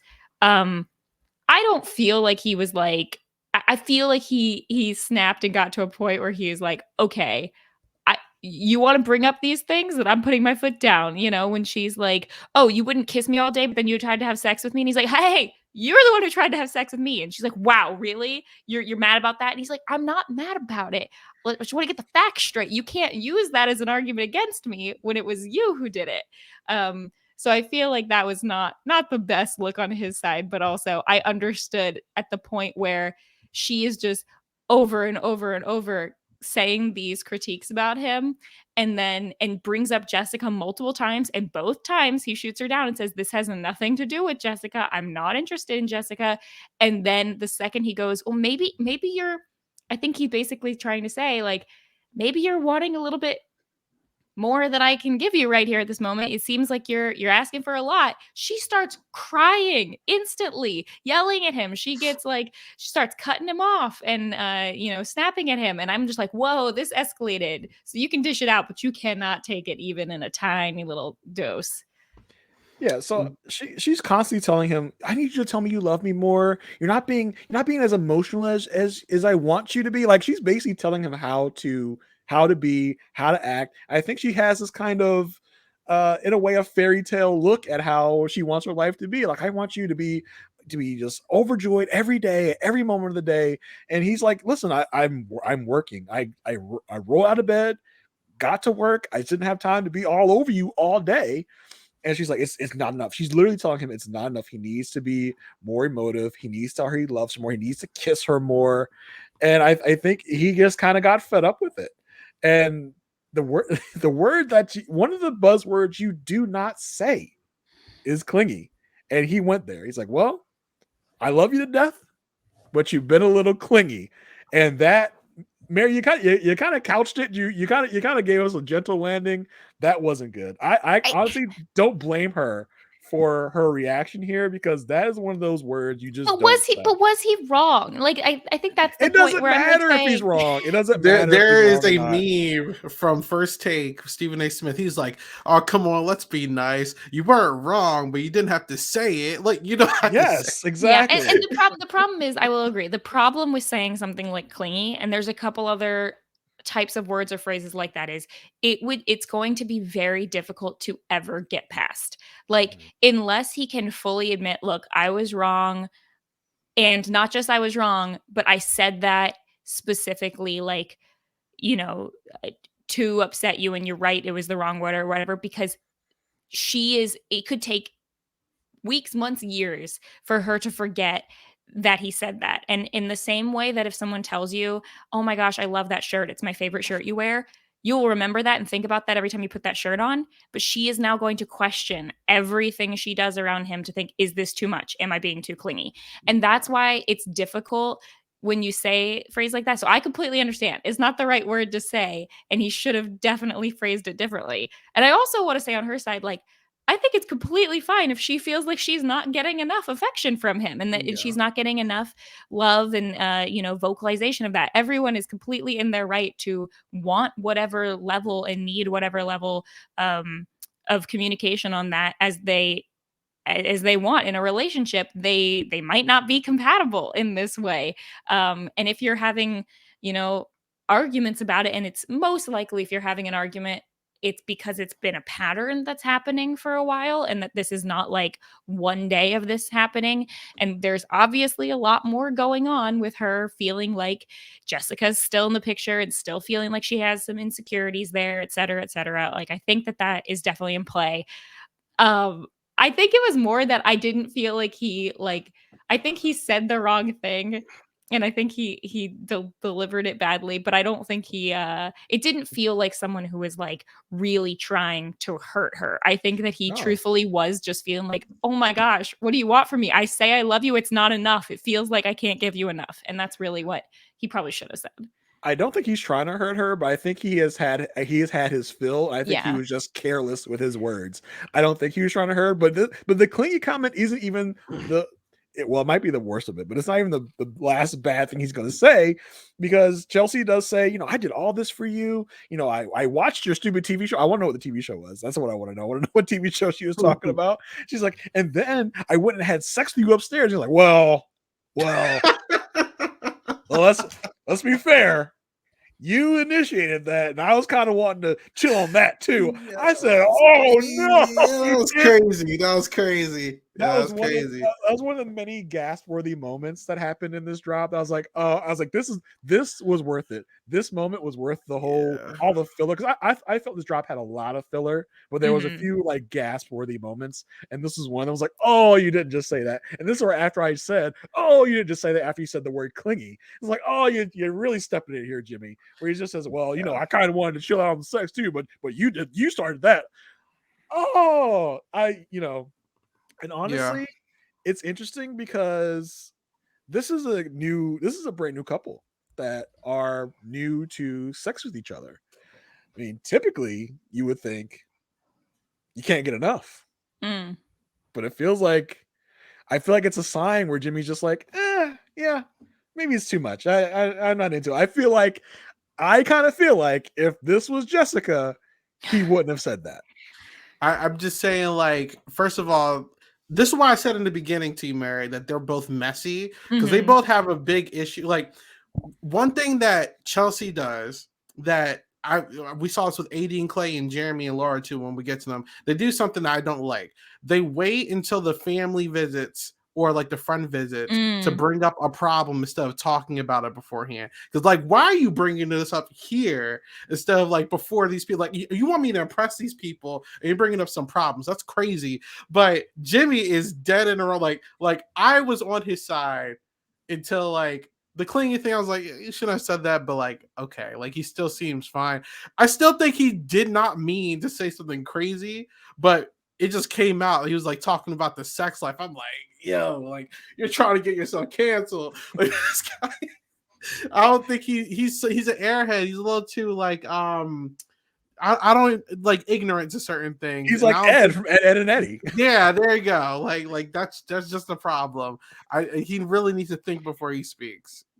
I think what I've come down on, and I'll circle back to the thing about bringing up problems and family visits, because I have a completely different interpretation of why someone would do that. Although, yes, it also bugs me. But I think my thing that I'm realizing about Jimmy and Chelsea is I think it's easier for me to notice the things in Chelsea that bother me from a relationship standpoint because I've done those things myself. And I think that like I've tried to learn from like, okay, Mary, this is what you've done in the past. Maybe try not to do this. And so when I see it in her, I'm like, no, I want to help you. Like, don't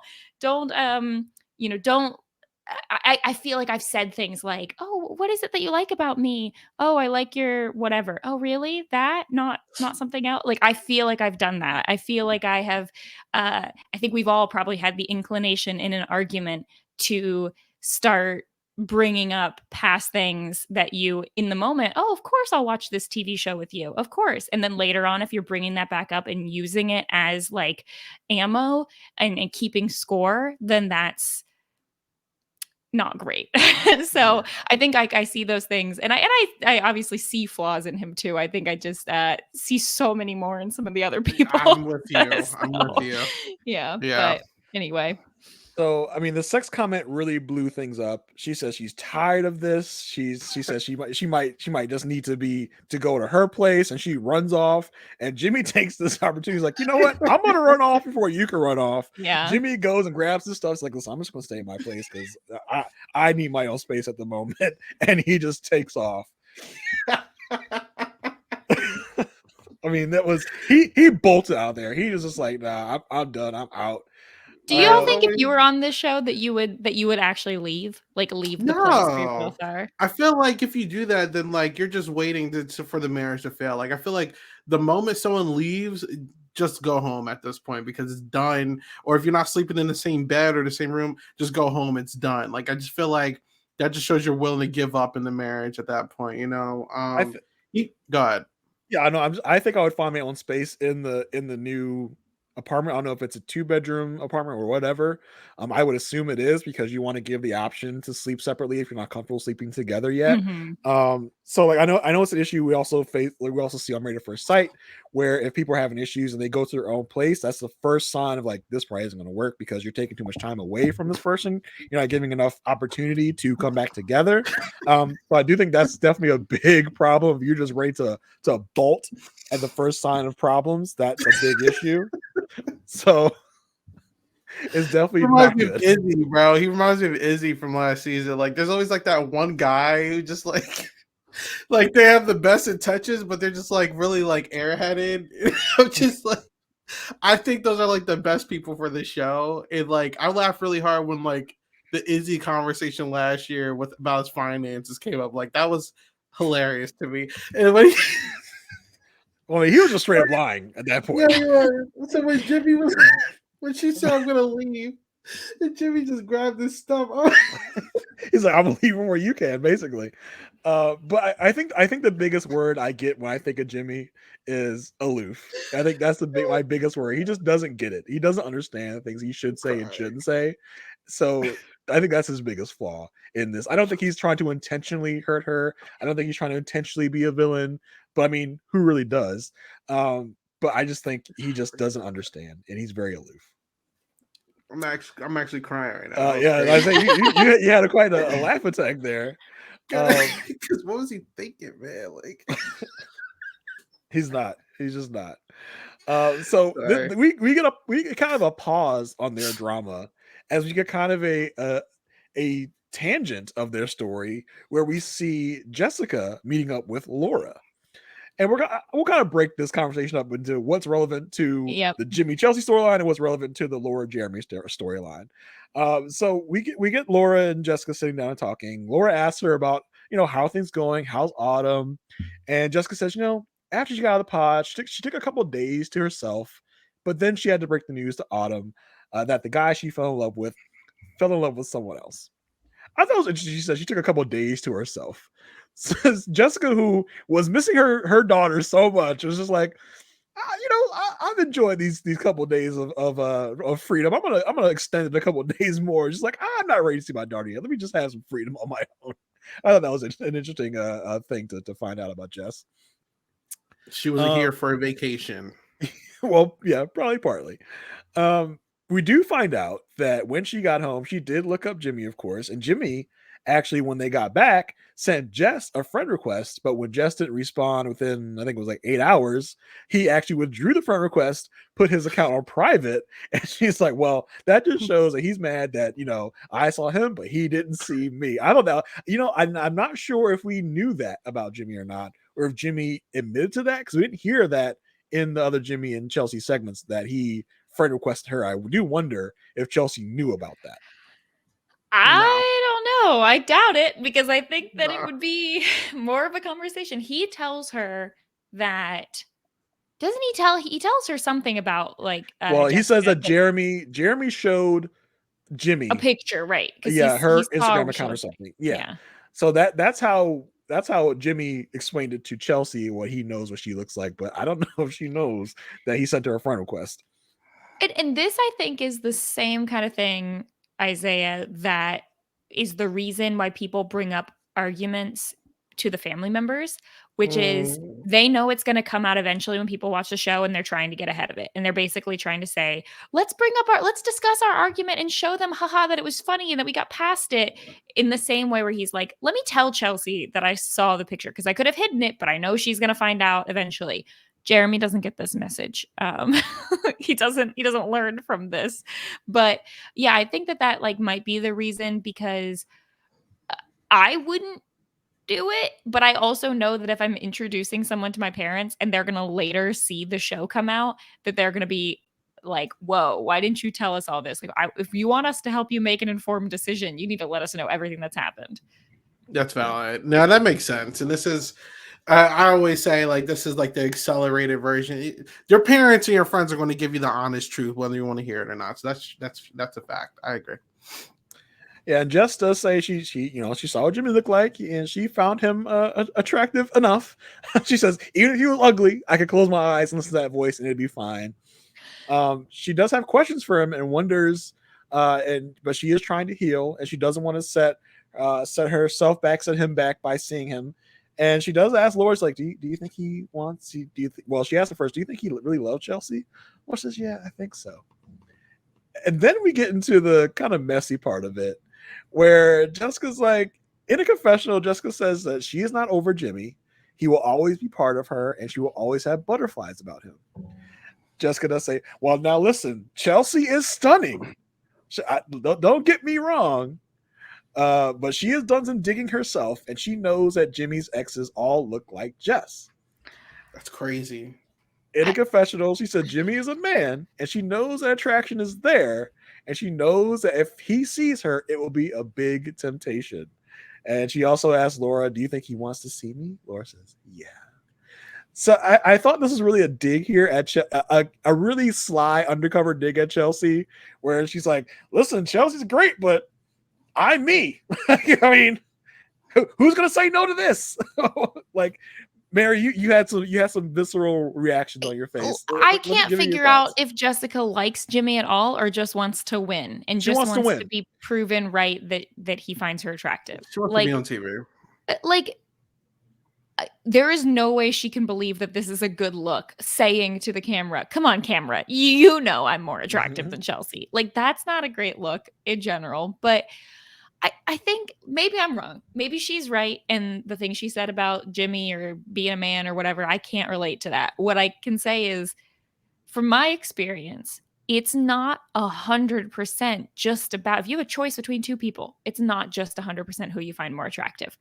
That's not just it. Like, Jessica, honey, you have a 10-year-old. That factors into the conversation. You chewed him out after you had an argument. That factors into the conversation. Like, there are other things. If you meet two people and all else being the same, one of them you found more attractive, yeah, you're probably going to go for that person. But like, it's not, that's not the only thing. Someone isn't going to rather be with someone who they don't like, but they find more attractive. I mean, let me just rephrase. Everyone is not going to make that decision. Some people might. Jimmy might, but Jimmy didn't. He literally didn't in the pods. Then again, he thought that Chelsea looked like Megan Fox. So what do we know? Yeah, I mean they do have history already. It's not like not based on a looks thing, and he does know that she comes with a child, so that's gonna play into this. He's not just gonna see you and drop everything and run to you. That's probably not going to be what happens here. But yeah, Jessica is really kind of shady in this moment of being like, "Hey, listen, I'm me. Well, how can he not be tempted? Like, okay, come on, let's slow down that. Let's slow down the train here." Also, can we say how messy Laura is also for having this conversation and not shut it down? Like, I'm not gonna lie, because we saw like Laura try to give Jessica like a warning shot in the pod and stuff. They're giving like to an extreme lesser degree, like a Micah and Irina kind of like combo going. Like we kind of saw Laura being messy on the resort with the whole bean dip mess, and now I'm seeing this. I'm just like, you're not safe, Laura, because you're being kind of messy too. Because why are you saying, oh yeah, he might want to see you? Why are you giving her that alley-oop? Just say like, girl, he's married. He's about to get married. You like stop. You know what I'm saying? Like she's enabling this. Like, come on. I don't know. I'm looking at Laura kind of crazy too here. I can see that. I think they're a far cry from Mike and Arena, but yeah, I see where kind of coming super lesser degree, obviously, but I'm seeing like the friendship. I'm just like, okay. Yeah. But we do circle back around to Jimmy and Chelsea, and it seems like it's probably the next day. And again, we must have missed something because everything is all peaches and cream now. They're smiling at each other. He kisses her on the cheek. He's like, oh yeah. She said, that wasn't cool the way you left. He's like, yeah, no, I was just trying to give you space. No, you were pissed and you left in a huff. What did we miss? There is no way they had an argument where one of them stormed out and this was it. Like they must have called each other. He says that he texted her that he loved her, but like they must have already had a hash out of this conversation. Yeah, we missed the real like makeup. That's what we missed. Makeup hookup, maybe. I would say definitely. Yeah, man, there you go. Yeah, he came over and they probably talked, probably had sex, and now everything is right with the world. I feel like wait. They had sex, but like, come on, he wasn't really. She said that he was emotional during sex one time. Was it maybe this is the one that they're talking about? She said he was crying. Maybe. Yeah, he was crying. I don't know. I feel like Jimmy's probably easy to please in certain ways. If you just give him something, he'll be like, oh yeah, it's all good now. So yeah, they're kind of really back. They're back on track here. He says, I just felt a little smothered a little bit because you kept asking me like, what's wrong with you? He says, but really, he kind of really takes back everything he says. I don't really think you're clingy. If I thought you were clingy, I wouldn't be here, bro. You said the word clingy. You said you are clingy. That's what you said. He just kind of takes everything back, and she kind of really just takes it. And she says, well, I tell you one thing, I'm not gonna initiate sex ever again. He's like, no, don't not do that. Oh no, that would be terrible. Mary, what did you think of this whole like makeup? I mean, like, again, there was a lot of things that I was like, this seems good. ... question mark. Like they like I don't know. This is officially a pattern, right? I mean, yeah, this is the second time we've seen it where they have a fight, then all of a sudden they're back to being good again. I feel like if they stay together, that's just going to be their life. It's going to be at least 2 or 3 times a week this happens. I'm so confused because in the fights, they don't seem like the kind of people who'd be able to bounce back this quickly. Mm-hmm. So I want to know more. I want to see actual fallout. Like, I completely understand taking a night apart and then coming back and whatever, but they were like laughing about the argument that they just had. Where did the feelings go? But it's laughing like like you can see past the veneer of the laugh. You're like, yeah, like no, you and the thing is Chelsea really, really, really wants this to work. So she is unfortunately going to take lesser than what she deserves probably in order to make this keep working. She's going to get past the clean comment. She's going to get past the, yeah, but I want to kind of chill on sex too. She's going to take those things and she's going to say, I'm fine. When she's really not. And Jimmy, as of this moment, is on a television show and he does not want to look like the bad guy. So that those two things put together is why they're so easily making up in these things. Now, once the cameras go away, is it going to be that way? I don't know. I don't think so, but hey, that's what it is right now. They're entertaining for sure. They really played me with this whole fight that they didn't show. I need to see that. I want to see what's going on We there. got another hint that it's coming up. So well, I mean, we only got 3 episodes left, so it's got to come up at some point. So yeah, they're seemingly fine now, out of nowhere. Then we meet up with Jimmy's female friends. There's not too much that came out here. Something I did clock here is that Chelsea loves to bring up the fights. As you guys mentioned, she loves to bring up their problems at the friends. She loves to be like, you tell him what you said. No, never mind. I'll tell him. He told me I was clingy. To kind of just, I don't know what it is. She just needs to get it out there. She wants people on her side, I think is what it is. Mhm. And so she just wants someone to have her back in these moments. And she wants to she almost puts him out there, just kind of, throws out all the stuff he's done wrong. And I just felt it was really odd and weird. Yeah, it definitely was, although I was actually reassured by the fact that the friends are like, "What?" He said clingy because he's usually so dependent on Right. his, significant others. So, I thought that was very telling. And he looked like he was caught too. He looked like he's like, yeah, that is kind of true. Like, Yeah, and that I probably definitely should have said does that. it does leave credence to the idea that he might just not be that into Chelsea. Yeah, definitely. I think that's definitely probably the issue. I do wonder if the whole "you after I know you did" is maybe about one of these female friends. I don't know. It feels like either that or they really honed in on the fact that, because when Jimmy comes in to meet her friends, he mentions his boss and how they said he was irreplaceable. He said, "Yeah, that's what she said," and they gave it to us in a subtitle. So I'm like, I wonder if that could be the person they're talking about too. I'm just wondering, who? I wonder if it's Chekhov's female here, Chekhov's woman that they're talking about. That we're going to see later down the line. I just don't know what that's going to be. I'm very interested in that part of the next drop. But yeah, the friends thing didn't really give me too much. I thought they were nice. They seemed to really accept Chelsea. Either one of you have anything else about that? No, I think all the entertainment happened the night before. I was just like, oh, okay, filler. Yeah. All right, let's go and talk about a couple that got really a lot of content last drop and got really not much here in AD and Clay.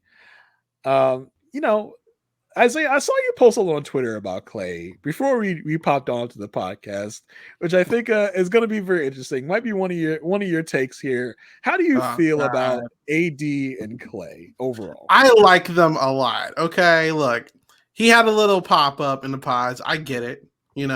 He's very vocal on his traumas and all that stuff and his worries. I get it. But listen, compared to a lot of these other guys, especially the next one we're going to be talking about, I think he is blatantly honest, which is something a lot of these guys are not. And I think he is very passionate and he has a big heart. Does he have worries because of his upbringing? Yeah, and that's valid. You don't need to keep voicing it every time the camera's in front of you, the AD, because how is she going to feel when she gets to the altar? But outside of those little moments where he's like ranting in front of the cameras, I feel like they don't have conversations like this. I feel like they have really good chemistry. To my Big Brother people, they remind me of like Swaggy and Bailey. I just think that he's the self-made guy. He has goals in life. He's a king-ish type of persona, and he could be hot-headed. And you got AD, she's the queenish persona, you know what I'm saying? She's very calm, very calculated, very intelligent, brings them down, and I think they mesh well together. I like a lot of this that I see in the show. I like a lot of what I'm seeing in their chemistry. It's only when the cameras are in front of them and they're like only the parts you only as see. far as that we've seen, because as you said, we did not get a lot this drop. Most of the time it's just the cameras in front of them. He starts ranting about like his dad and all that, which is valid, but like you don't need to keep bringing this up, bro. Like she's gonna run to the hills after that. So I think I really wanted to see it work. I like both of them. Hopefully he doesn't do anything in the next episode that really pisses me off, but I like them. Other than the one hiccup in the pods, I like them.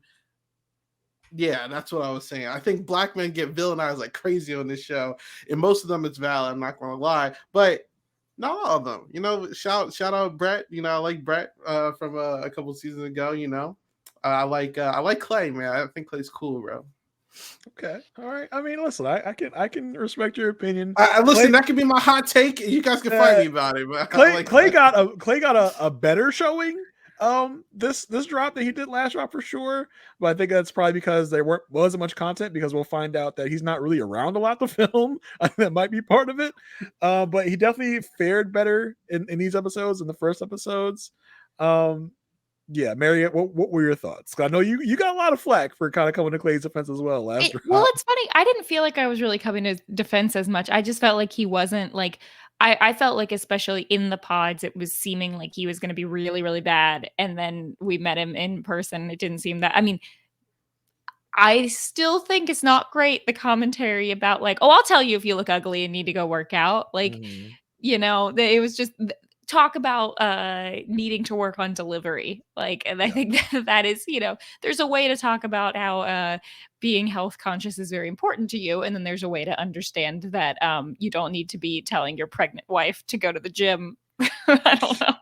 Yes. But I think in this batch, yeah, it was mostly more of the same. I think my biggest thing with Clay is that there's just some conversations that come across feeling a little immature, like feeling a little like, I'm gonna work. You gotta be okay with that, and not like no compromise, no I don't know. Like, I'm sure we'll get to it, but this conversation with his mom, I really, really appreciate, because I really liked what his mom said. So I think just having a couple people kind of remind him, like, hey, you know, relationships are for two people, and you know, you're gonna have to give and take a little bit. Other than that, like, he didn't really do a ton this time. I think Isaiah, what you said about like him talking about his feelings and his past with his dad and everything and his fears, like, I think those are very important conversations. I think it's good that he's saying them, but I think some of the ways that he phrases them still feel a little bit to me like like not quite enough. Like talking about your, like, he'll bring up things, he'll say like, oh, I'm just afraid that you know, I'm afraid that I'd leave you or something or whatever. I'm afraid that I'd cheat on you. And then she's like, whoa, okay, can we dive into that? And then when he dives into that, he's just like, yeah, you know, I just be afraid. Like I see a lot of the black men that I look up to and celebrities and my father and stuff, and the infidelity that they've had. And I feel like what she wants is for him to be like, but I would never do that because of X, Y, or Z. And instead he's like, yeah, I'm just afraid of it. It's like, okay, well, hold on. This is completely in your control to fix, you know? So I think I want him to do that, like, one last step. And that's what I mean about like just a little bit of immaturity, but like, you know, in the grand scheme of things, he's still a fairly young guy. So it's like Chelsea's a classic case of self-sabotage, right? And I think he voices what he needs to do. He said, we need to go to therapy. We need to do couples. He has the keys. He knows exactly what he needs to do. He's got to do it. You know what I'm saying? Obviously, they're not married yet, so I get the why they haven't done it. They're still filming the TV show, but I have faith in him. I just hope that like he doesn't let these inner demons that he's afraid could happen like take over, because you haven't done anything yet. Like you're speaking things into a non-existence. Like these haven't happened. Why are you trying to scare her away with your words, bro? Because like outside of what he's been saying, he hasn't really done much that she's like been really irritated with him with. So you know, you just gotta talk less. But I have faith in this couple. I have some faith. Okay, that's how I'm saying. Okay. Let's get into the episodes. We start out with them still on the getaway. They're having kind of a lunch.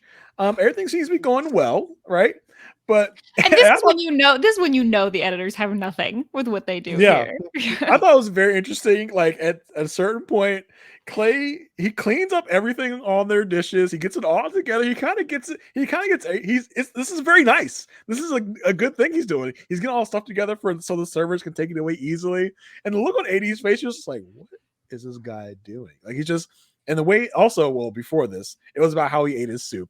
He's slurping his soup. He's getting all the soup together. He loves soup. He's slurping the bowl up after the soup. And AD's just like, what is going on? So some very interesting behavior from Clay. It was kind of a funny moment. Nothing really crazy, I thought. Yeah.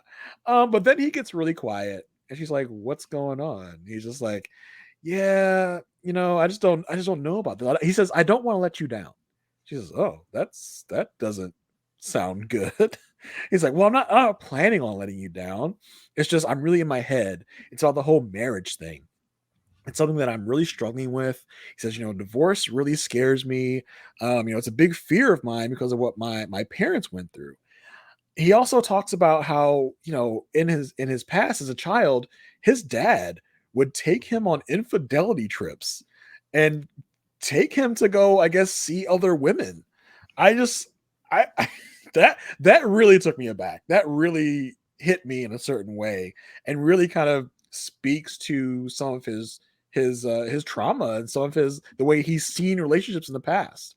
And as you guys said, he does mention, he says, all the black celebrities I look up to all cheat on their women. He name checks Will Smith. He name checks Diddy.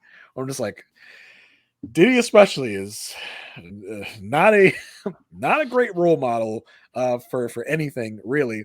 And in that moment, especially with the black celebrity thing, I'm like, well, you know, you're just you're looking in the wrong place. You're looking at the wrong black celebrities because there are tons of other black celebrities that are known for being faithful. So you're just kind of looking in the wrong spot. And I don't like that he made it kind of a monolithic thing. Oh, black men cheat. That's what they're known for. Mhm. It's like, Yeah. yeah, no, that's not a thing because people of all races cheat. You're just Yeah. zeroing in on the ones that do and saying those are your role models. If those are your role models, get different role models then. Look for better Yeah. examples then, because there are tons out there. So that really kind of turned me off of him in a way. And also with the whole, his dad took him on infidelity trips was really kind of a head scratcher for me and really kind of brings about what he's feeling and how he views this thing, which honestly to me, I'm like, all right, did you not understand what the show was? Because you knew. And Jeramey will also say something to this effect. Is like, well, I didn't think anything was gonna come out of this. So why did you come on this show? Because that's the And, goal of the show. and obviously, I'm sure I don't know when this was filmed. I hope this the Diddy news didn't come out by then. But I feel like when he said that these are the people I look up to, I was thinking he was like in terms of success because I'm like, all right, well, Diddy is financially secure. Will Smith, they both have many accolades as well, financially secure. But as Jason said, I completely agree. There's other people to look up to. I didn't want, and this was kind of to my tweet a little bit. Black men, I don't want them to keep like having this image going into the show like all black men. I did not want that to be pumped out. You know what I'm saying? So I completely agree with you. What you said, Jason.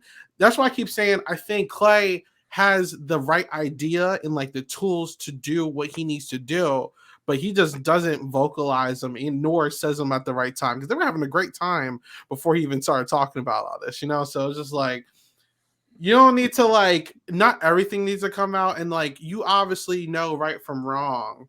You don't need to repeat these mistakes that these people that you look up to, like your dad and these celebrities, like you don't need to repeat the mistakes. You obviously said multiple times, I don't want to do divorce, I don't want to cheat, just don't do it. And go to therapy. But I completely echo with what you're saying, Jason. Yeah, I just think the problem is it feels like he's saying there's some genetic pull that's gonna make him cheat. Because I wasn't with that at all. because he is a black man and his father also cheated, so he feels like it's not if, it's when for him. Yeah.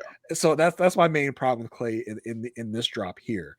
Mary, what were your thoughts about this whole kind of situation? Yeah, I completely agree with everything y'all were saying, but also that it felt like the way that he was bringing it up to her was very like, yeah, this is my fear, and not, this is how I am hoping to, this is how I plan to not have this fear become a reality. It kind of felt like he was basically, like you're saying, like, oh yeah, this is could be an inevitability that I'm going to cheat on you. I'm afraid of that. I don't want it to happen, but like, it might. Yeah.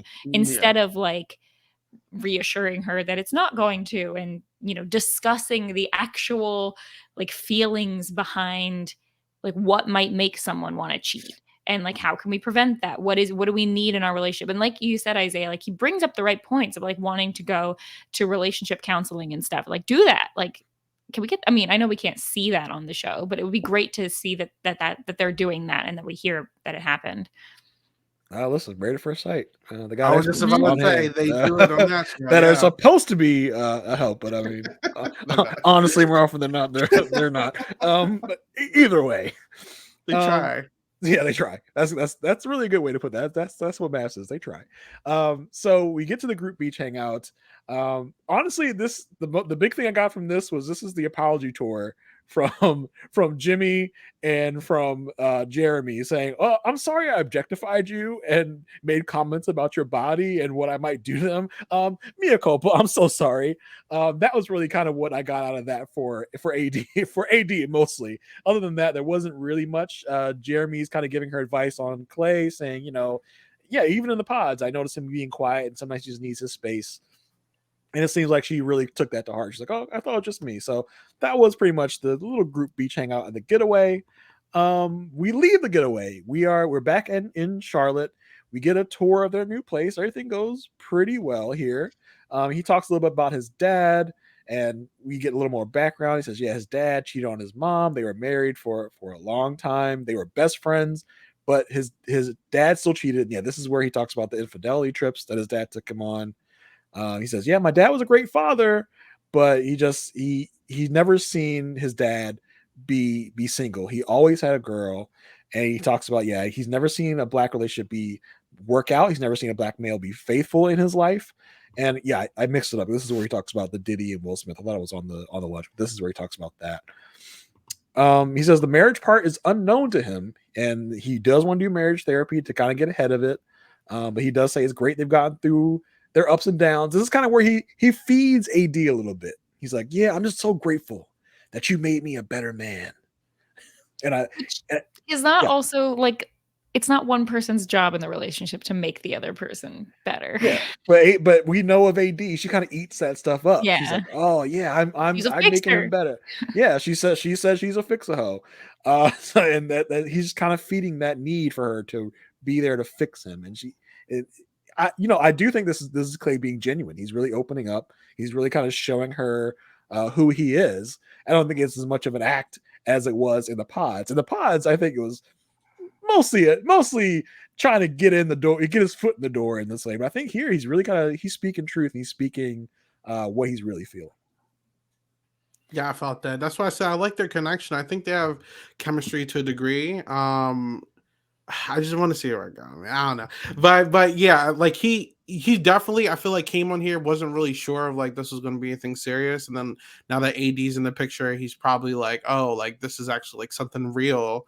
I think that we're kind of slowly seeing every episode that passes, like Clay is like really like into this whole marriage idea, other than like his little inner demons is going, and he seems to really care about her. Like we were introduced to suave, like playboy, like Clay at first. Now he seems like I need to cut that down so I can be all about AD. So that's kind of how I took all this. We then go to his place. We see he tells us he bought his house in 2021. It's kind of like his little sanctuary. He likes the peace and quiet, but he does see, him having a family and his family living here.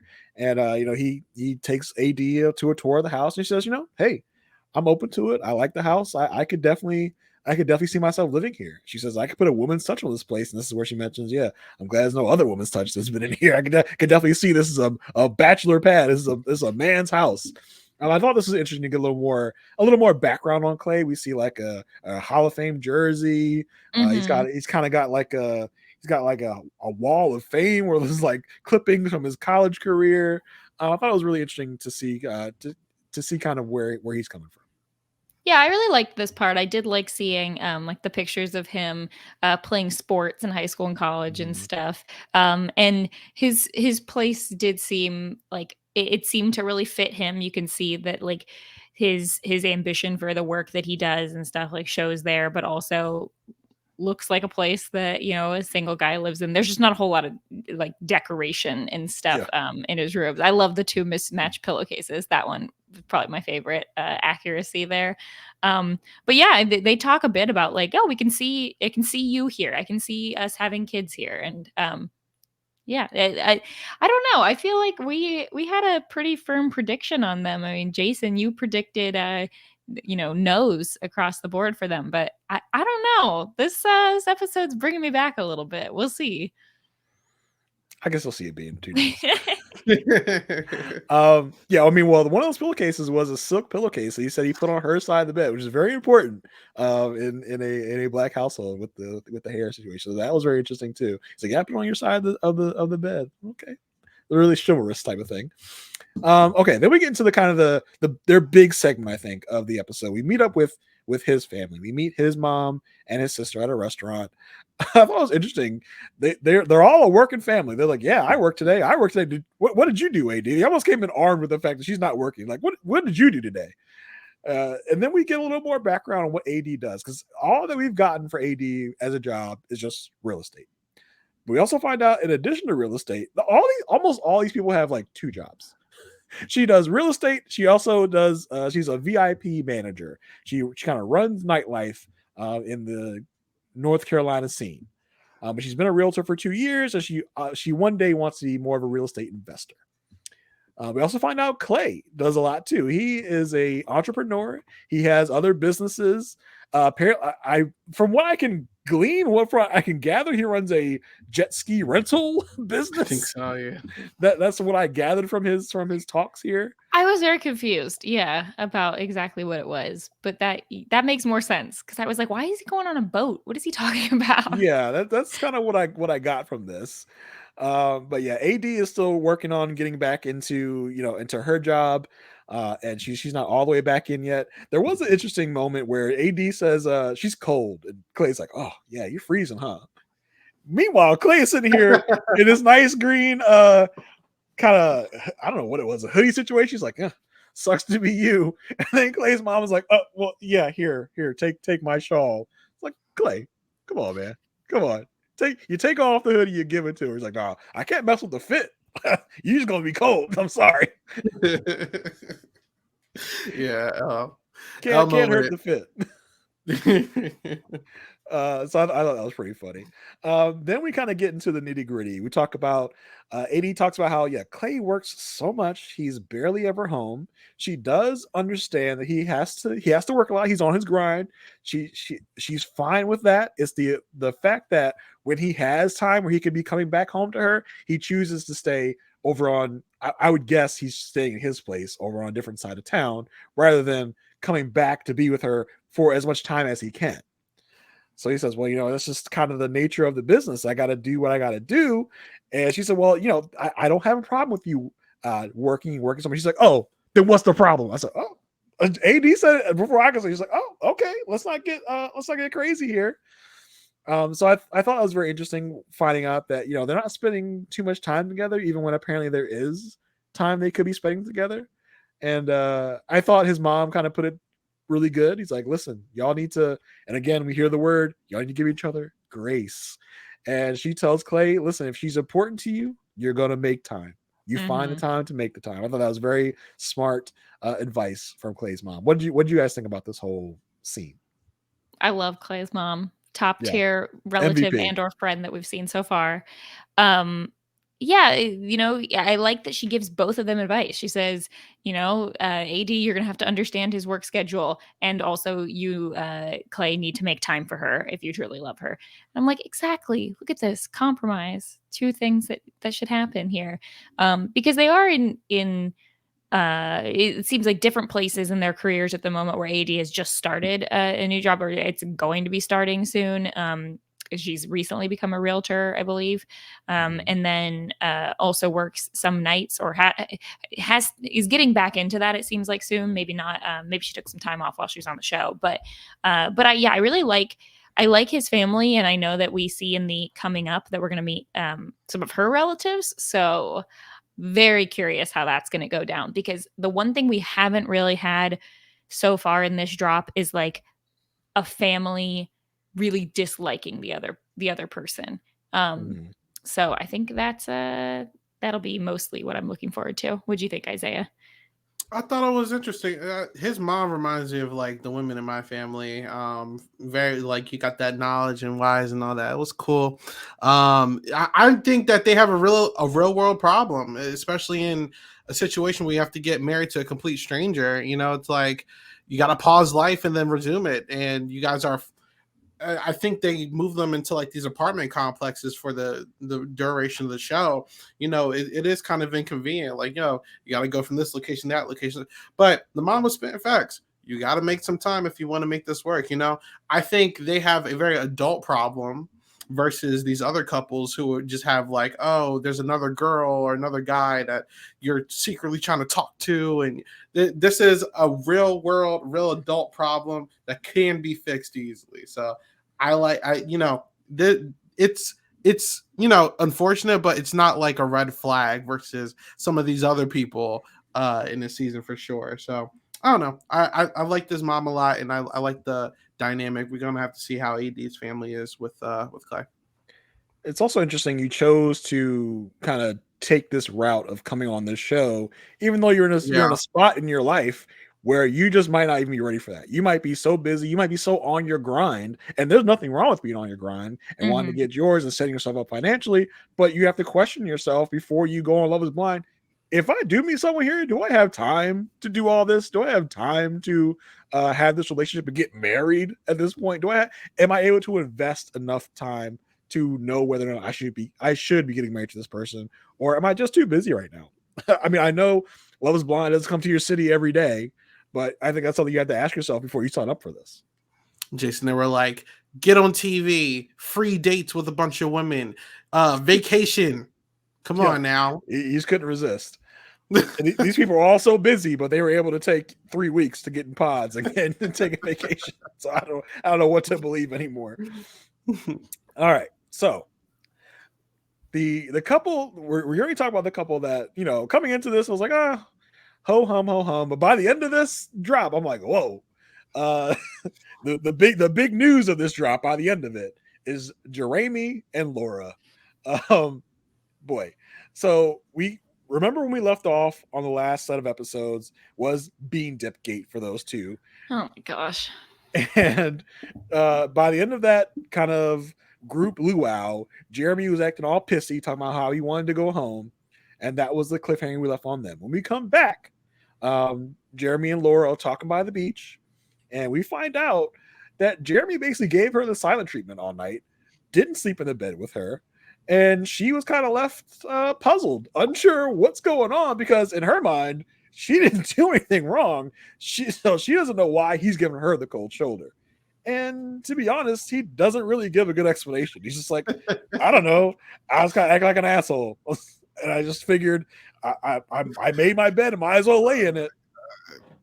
I said, okay, or you were just drunk and didn't understand what was going on. Yeah, this was just like, I don't know. I keep saying when people say I gotta go, I gotta leave, it's because you're embarrassed in front of the camera. You know they're gonna put on the TV show, right?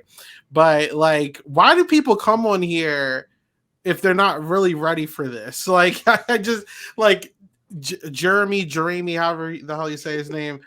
He did a complete 360 for me these set of episodes. Like, I don't know what the hell happened here. But the moment he was like, I need to go home, I need to get out of here, I was like, yeah, this marriage is going to fail. Obviously, we don't know everything that's going on, but I have no faith in whatever's about to happen for the rest of the duration of the season.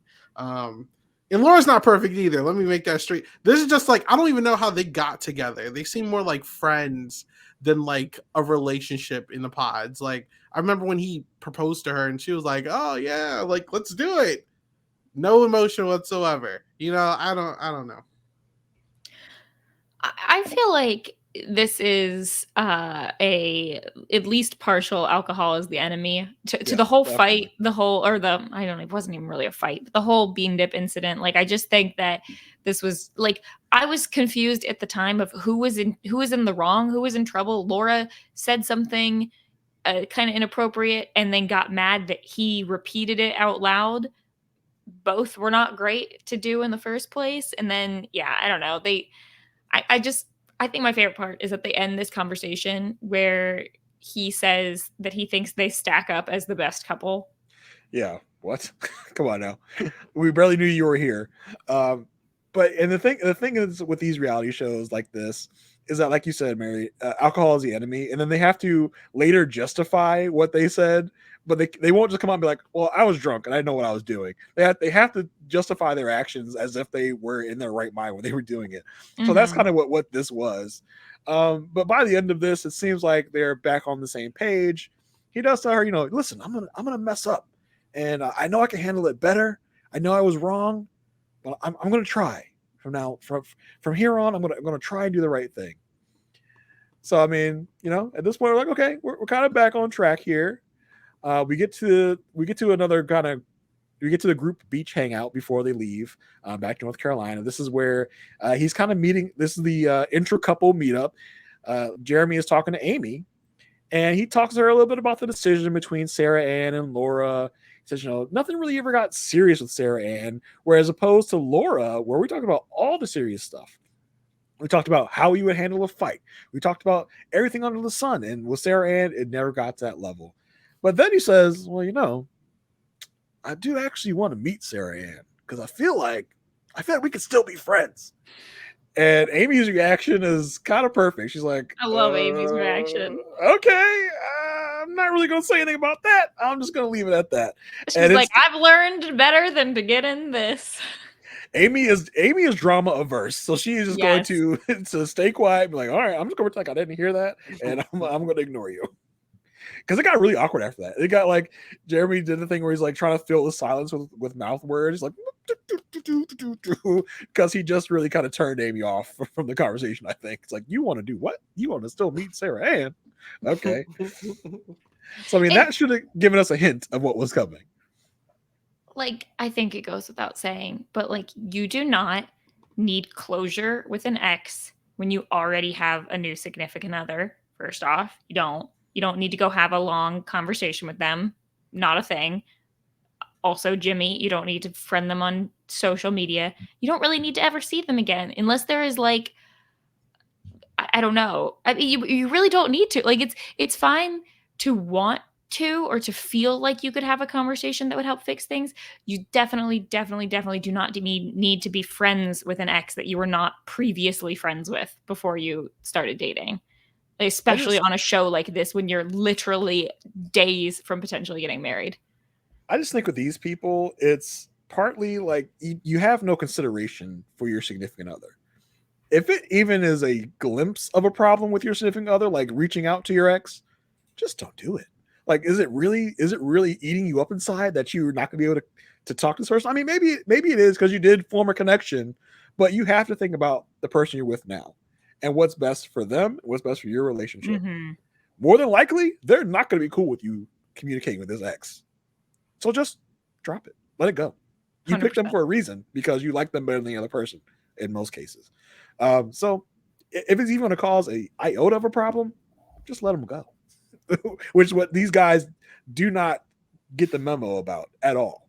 It seems like Jeramey and Jimmy are almost in the same boat here.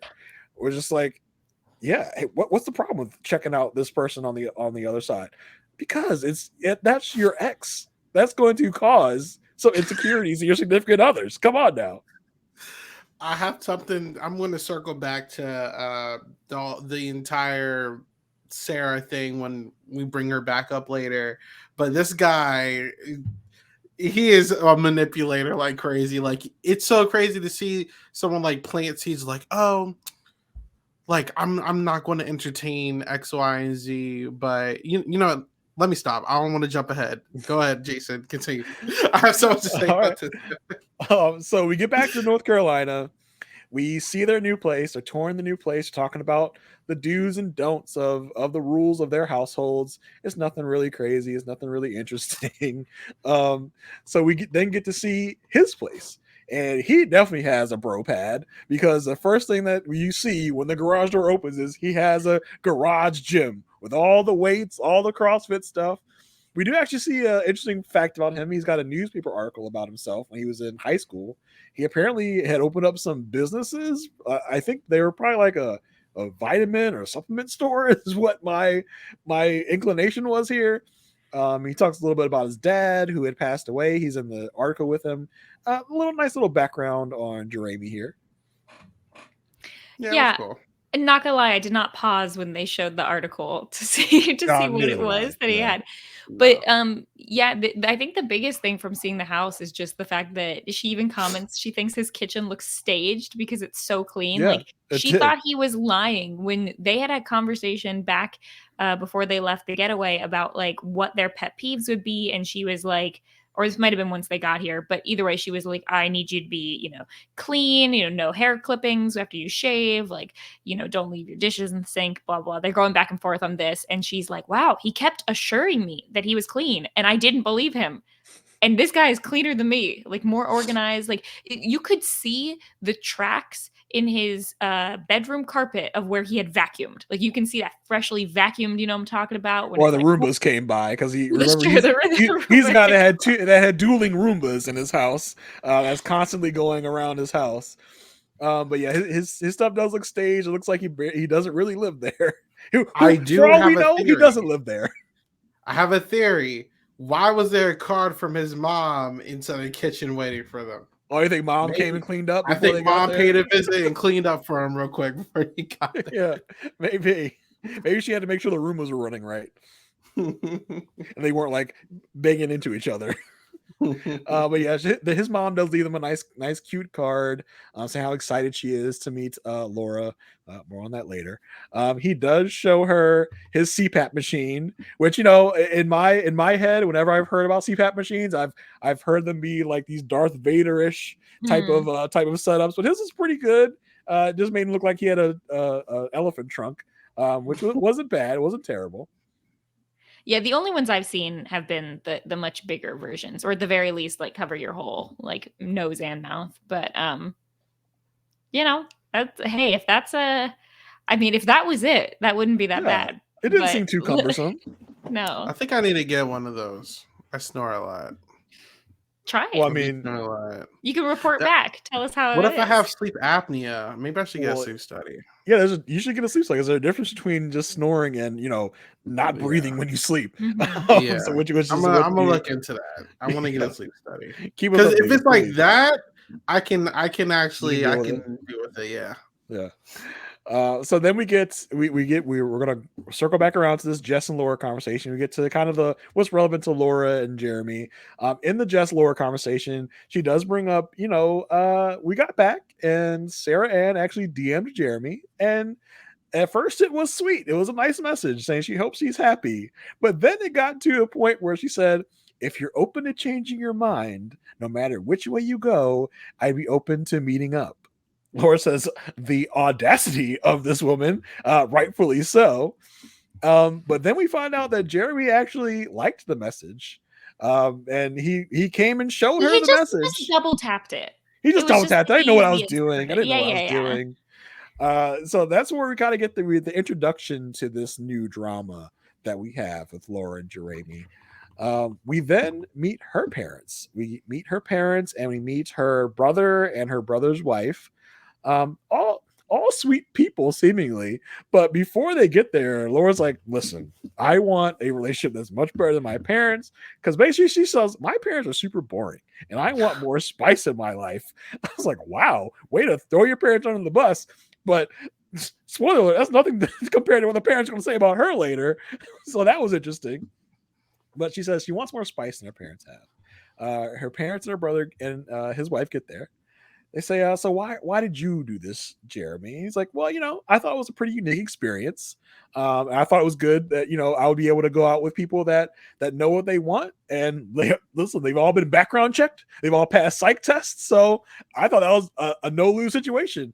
And he said he came into this with no expectation of what was going to happen. I said, okay, again, you came on this show where the expectation is you're gonna get married. So that's another like red flag of like, you just came out here for shits and giggles, not expected to be married. So that probably tells me a little something about you and about how you're gonna move in this situation. They bring up the whole love triangle again, about how Sarah DM'd him and he liked it. And this is like Jeramey tries to get points. Like, well, I showed you immediately. It's like, yeah, but you liked it. You loved it. Not Actually, only does he try to get points by saying I showed you immediately, he says out loud, I thought I was going to earn some points by showing you. I'm he trying says to put a little trust in the bank for when I do something untrustworthy later. Right. That was interesting. He said he's trying to build trust with that. I was like, okay, then you're definitely planning on doing something shady. that's what that means. You don't do things to try and build trust. You just be trustful and trusting. Trustful? He is what we call a manipulator who's trying to hide in plain sight. So he's like, oh, if I show her this, she's definitely not going to look into this, and she's going to trust me, and he does something else later, which is hiding in plain sight. This is class A sneakiness, and he's wild for even trying to do this without just wild stuff. It's slimy, man.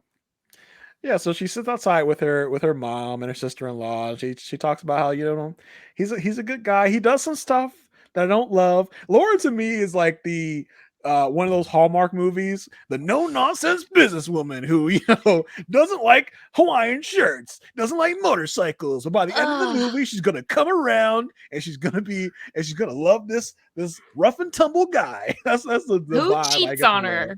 Yeah, that's a vibe I get from Laura as she talks about the annoyances of his Hawaiian shirts and motorcycles. I'm on side with whoever it was, her mom and sister, who was like, what do you have against the Hawaiian shirts? Like, you don't have to think they're fashionable, but it's like cool that he has style or whatever. Like, I almost wore, I'll remember for next time, I almost wore my Hawaiian shirt just to be like, wow, these are cool. And instead I wore my freaking Blues Clues sweater instead, or whatever this is. It's moments like this when I'm just like, does she not like fun? Yeah, Like, it really she wants seems that spice way, right? in her relationship, but not in the way that I want spice. I like a little Hawaiian shirt from time to time. Yeah. Like a little goofiness. She doesn't really she's a hard-nosed businesswoman apparently. But like I found it funny because we get a confessional with her mom and dad. And she's like, yeah, we like Jeramey. Like, he seems like a good guy, and he's able to put up with her stuff. Dad's with her stuff because there's a lot of it, mom says. And dad's like, well, she acts like a pretty princess, and if you let her, she'll walk all over you. I'm like, damn, mom and dad, why do you hate your daughter so much? Like, that's a vibe I got from them. She probably chews them out at some point in their life too. That's probably maybe. I don't know what it was. I was like, okay. But I mean, honestly, the parents seem to like Jeramey more than they like Laura at this point. It's like, okay. But yeah, that's the family visit. I mean, it was interesting. It's always interesting to see these people's whole family units. I thought the weirdest thing about the editing of that scene was just that they kept showing like the door cracked open and then like Jeramey like watching them as if it was going to come back later, that he was like, wow, I overheard what you were saying to your sister or something. But like then that nothing. Yeah, the cameras were in weird spots the whole time. Like they were half watching out the window, and the camera's like, what is the choices here? What are the camera choices here? what is happening? But then we get to the coup de grace, the big cliffhanger of this episode. And what's about to, something's about to go down, because we come into this scene and it's dead ass quiet. No one's saying anything. you know what you're getting ready to get when you get into the scene, because it's dead quiet. Everyone's just kind of walking around, being solemn, being quiet. Jeramey sits down. He has on his glasses. He's ready to go. No, he's ready for interrogation. He's ready for interrogation. Laura comes downstairs, and it's almost as just like this scene was really set. It's just like, okay, Jeramey, we're going. Now it's time for your grilling. You sit there, Laura. You come down the steps looking very disappointed, and she sits down. And she's like, "Are you just gonna sit there with your glasses on, looking at your phone?" And he's just like, I guess not. So he takes his glasses off. He sets his phone down, and immediately we get into it. He says, listen, you were out till 5 o'clock in the morning last night. The bars close at 2 o'clock. So what were you doing from 2 to 5? And then he starts the spiel. He starts the story. He says, well, listen, at first we're going to go to this karaoke bar. Then the plan changed to the lost and found. Okay, I said, okay, lost and found. Get your promotional name check in there. That place is going to be pretty popular this weekend, I assume. He's like, well, listen, the plan changed. The meet at Lost and Found, and then I found out that Sarah Ann was going to be there, and I was going to turn back, but then I figured, why should I let someone else dictate what I'm going to do? Because it's your ex, and your current girl's not going to be cool with this. Okay, that's why you should have turned around, my guy. But no, he thought better of it. He's, I'm not going to let this deter me. So he went there anyway. It's not. This is not like this. Everything he says makes sense if he's single. Yes. I'm not going to let my ex deter me from going out with my friends because I'm single. Yeah. It's not about your evening. It's about your fiance's evening, who's at home and doesn't want you going out with her. Right. I mean, it's okay. Sorry. Continue. Yeah. I'm heated. So he continues with the story. He says, yeah, and then I got there and Sarah Ann was there. She gave me a hug and then just went off. And I was like, maybe I should have a conversation with her to really hash things out. No. Every step of this story is like, no, you shouldn't have done. No, you're stepping in the trap. Don't do it. He says, so I went and have a conversation with her, and then we just kept talking. He's like, we had a lot of things to talk about, and it just went on. So she's like, so that's what she says. That's all. So that's what you did. That's what you're claiming. He's like, he feels himself getting caught. He's like, he stops for a beat. He's like, yeah, that's what happened. That's what happened. And then Laura, she starts it on. She says, listen, you are constantly dumping things on me about Sarah Ann when you could have shut this down a long time ago. She says weeks ago, which I thought it was probably like a week or two, maybe post pods. I don't know. I don't know what the timeline really is. She says, you should have shut this down a long time ago. This all started when you responded to her DM. You just had to basically do nothing and you would have nipped this in the bud, but you kept it going. He says, listen, I understand how it looks. She says, to me, it seems like you left the door open with her. He said, and he apologizes again. He says, listen, I shared my location with you. Shouldn't that be enough? Shouldn't that be enough to earn me some trust? She says, well, listen, I don't want to be in a relationship where I feel like I have to follow my significant other's location for reassurance. What am I going to do? Follow your car around? Is that what I'm supposed to be doing? She says, we're supposed to be meeting your mom today, and I don't want to meet your mom. I have to be fake and act like I, am in love with you right now. She says, you gave me no acknowledgement last night. Didn't ask me what I was doing, didn't let me know what you were doing. You didn't text me, you didn't call me, nothing. She asked, so where were you really? He says, well, yeah, we were in the parking lot. She says, no, you weren't. She literally calls him out, says, you left the bar. He said, I know you left the bar. He says, he looks dead at the camera. He says, I don't know. He is caught in this moment. He says, I don't want to talk about that right now. I don't want to talk about this right this second. I don't want to talk about how I got caught. She's like, that's where he lost me. She's like, this is where he lost you. I was like, she's like, oh, you don't want to talk about it right now. He says, I know you left the bar. I know that you were north of Uptown, which is where Sarah Ann lives. I said, this was the ultimate. This is the ultimate scream moment for me. I was like, oh my God, this is the big gasp moment for me. I was like, and he looks like a deer in headlights. He has been caught. There's no denying it. There's no ifs, ands, or buts. She says, well, listen, I have nothing else to say. She walks off. She says she wants out. And he just kind of picks up his phone and just throws his phone. He's like, this was, I thought we were going to have a very normal Love is Blind journey for them. I said they're both going to say yes, no problem, blah blah blah. They're two boring people. But we should have known. We should have known. This came out of nowhere. And like, how are you guys feeling about this whole situation? I mean, I think our interjections probably spoke for themselves, but I think this is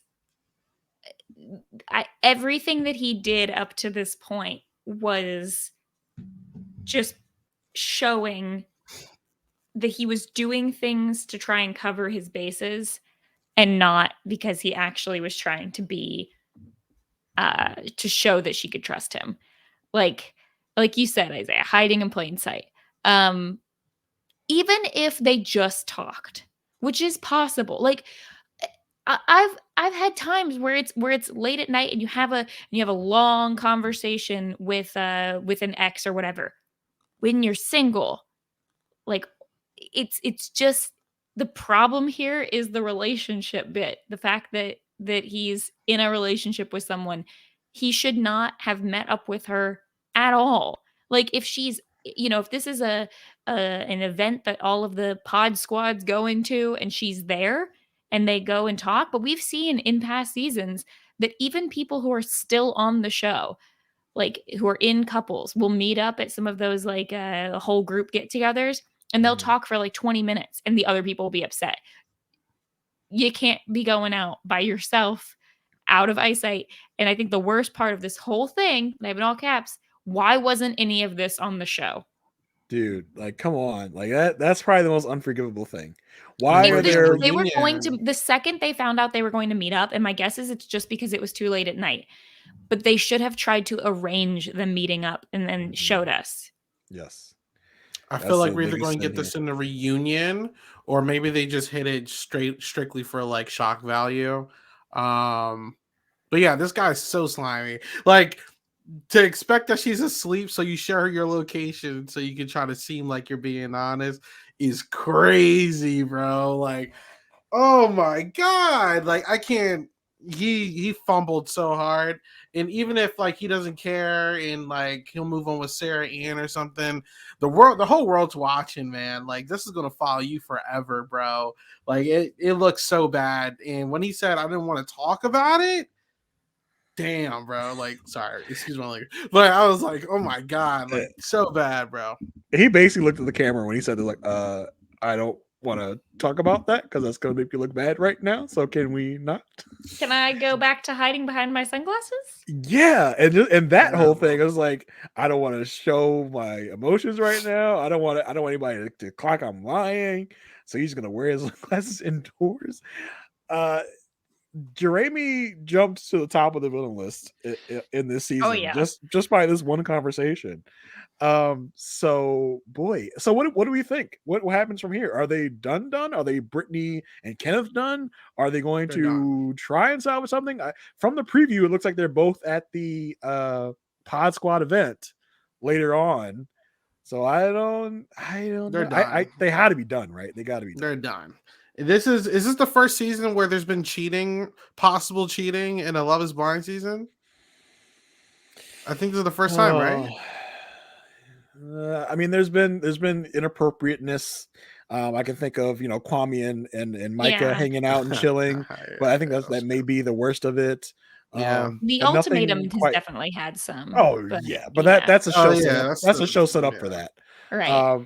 But I don't think anything to this magnitude. This is the craziest stab I've ever seen out of 6 seasons. Yeah, we might get some corrections from the audience. You forgot about this, you forgot about that. But as far as I can remember, this is the biggest violation right here that we've gotten at this stage of things. Yeah, boy. So that's Jeramey and Laura. They did not get a wedding scene, but that could be the show messing with us. I don't know. We did get in the preview, we got the weddings of the other 3 couples seemingly.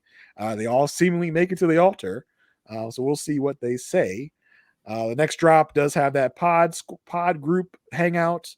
We do see Johnny meeting with Amy's dad, asking for the blessing. My guess is it seemed like he's going to get the blessing. I don't think there's anything to be seen. I mean, there. if they can't make it, none of these people can.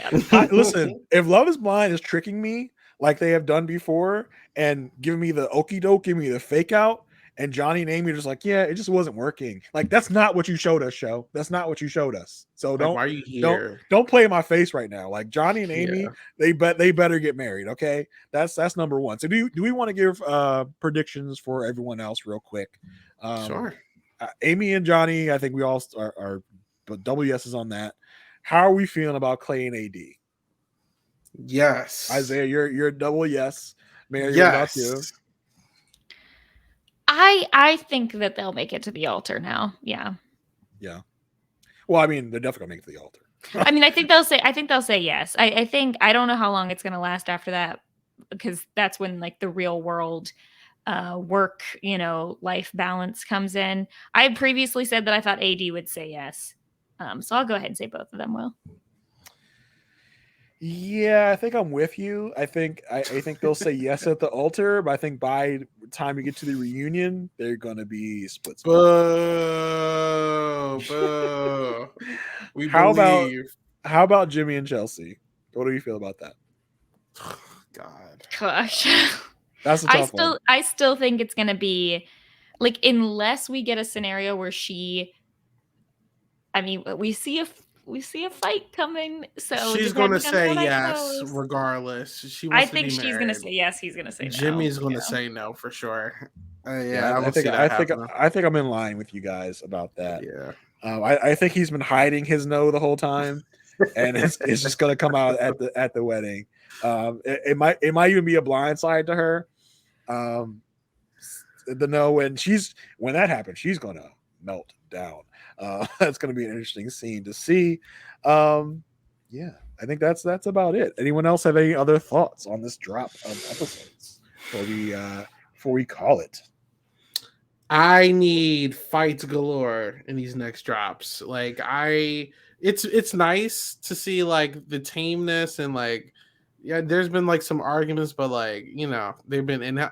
I need mess next 2 episodes. I think this isn't as bad as last season, because last season was pretty bad for me. In my Lydia was eyes. crazy. Yes, but that was very early on, and then Yeah. we kind of got nothing. We were down to 2 couples really fast. And I still don't think this is as bad as season 2. I feel like season 2 was Horrible. pretty bad. Yeah. So I think right now in my rankings, I'm in the mid range here. It's mid. It's not a bad season at all. I'm just like, yeah. It felt like a chore watching a little bit, but I still was tapped in enough to watch all of them. You know what I'm saying? I actually like a lot of these people, even for not for the right reasons, because some of them are just bringing me entertainment. Like they're not. Some of these people are like horrible, but I'm enjoying myself. It's not a bad season. It's definitely. You guys need to do like a seasons ranking for the finale. Like rank the 6 seasons. Yeah. I need to refresh myself on all the seasons. Yeah, true. I agree. I feel like I'm having fun watching. I like this season. I don't find it to be boring. Like even when it's slow, I think that I'm okay with couples not bringing drama if I think that they're working out and that they're going to make it.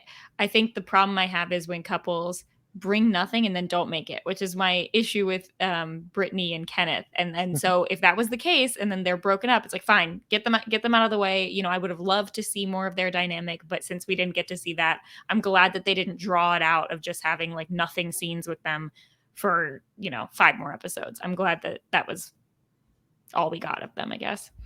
Or it could have been like season 2 where like they're intentionally hiding stuff from the cameras. Like that was, oh my God, that was terrible. But yeah.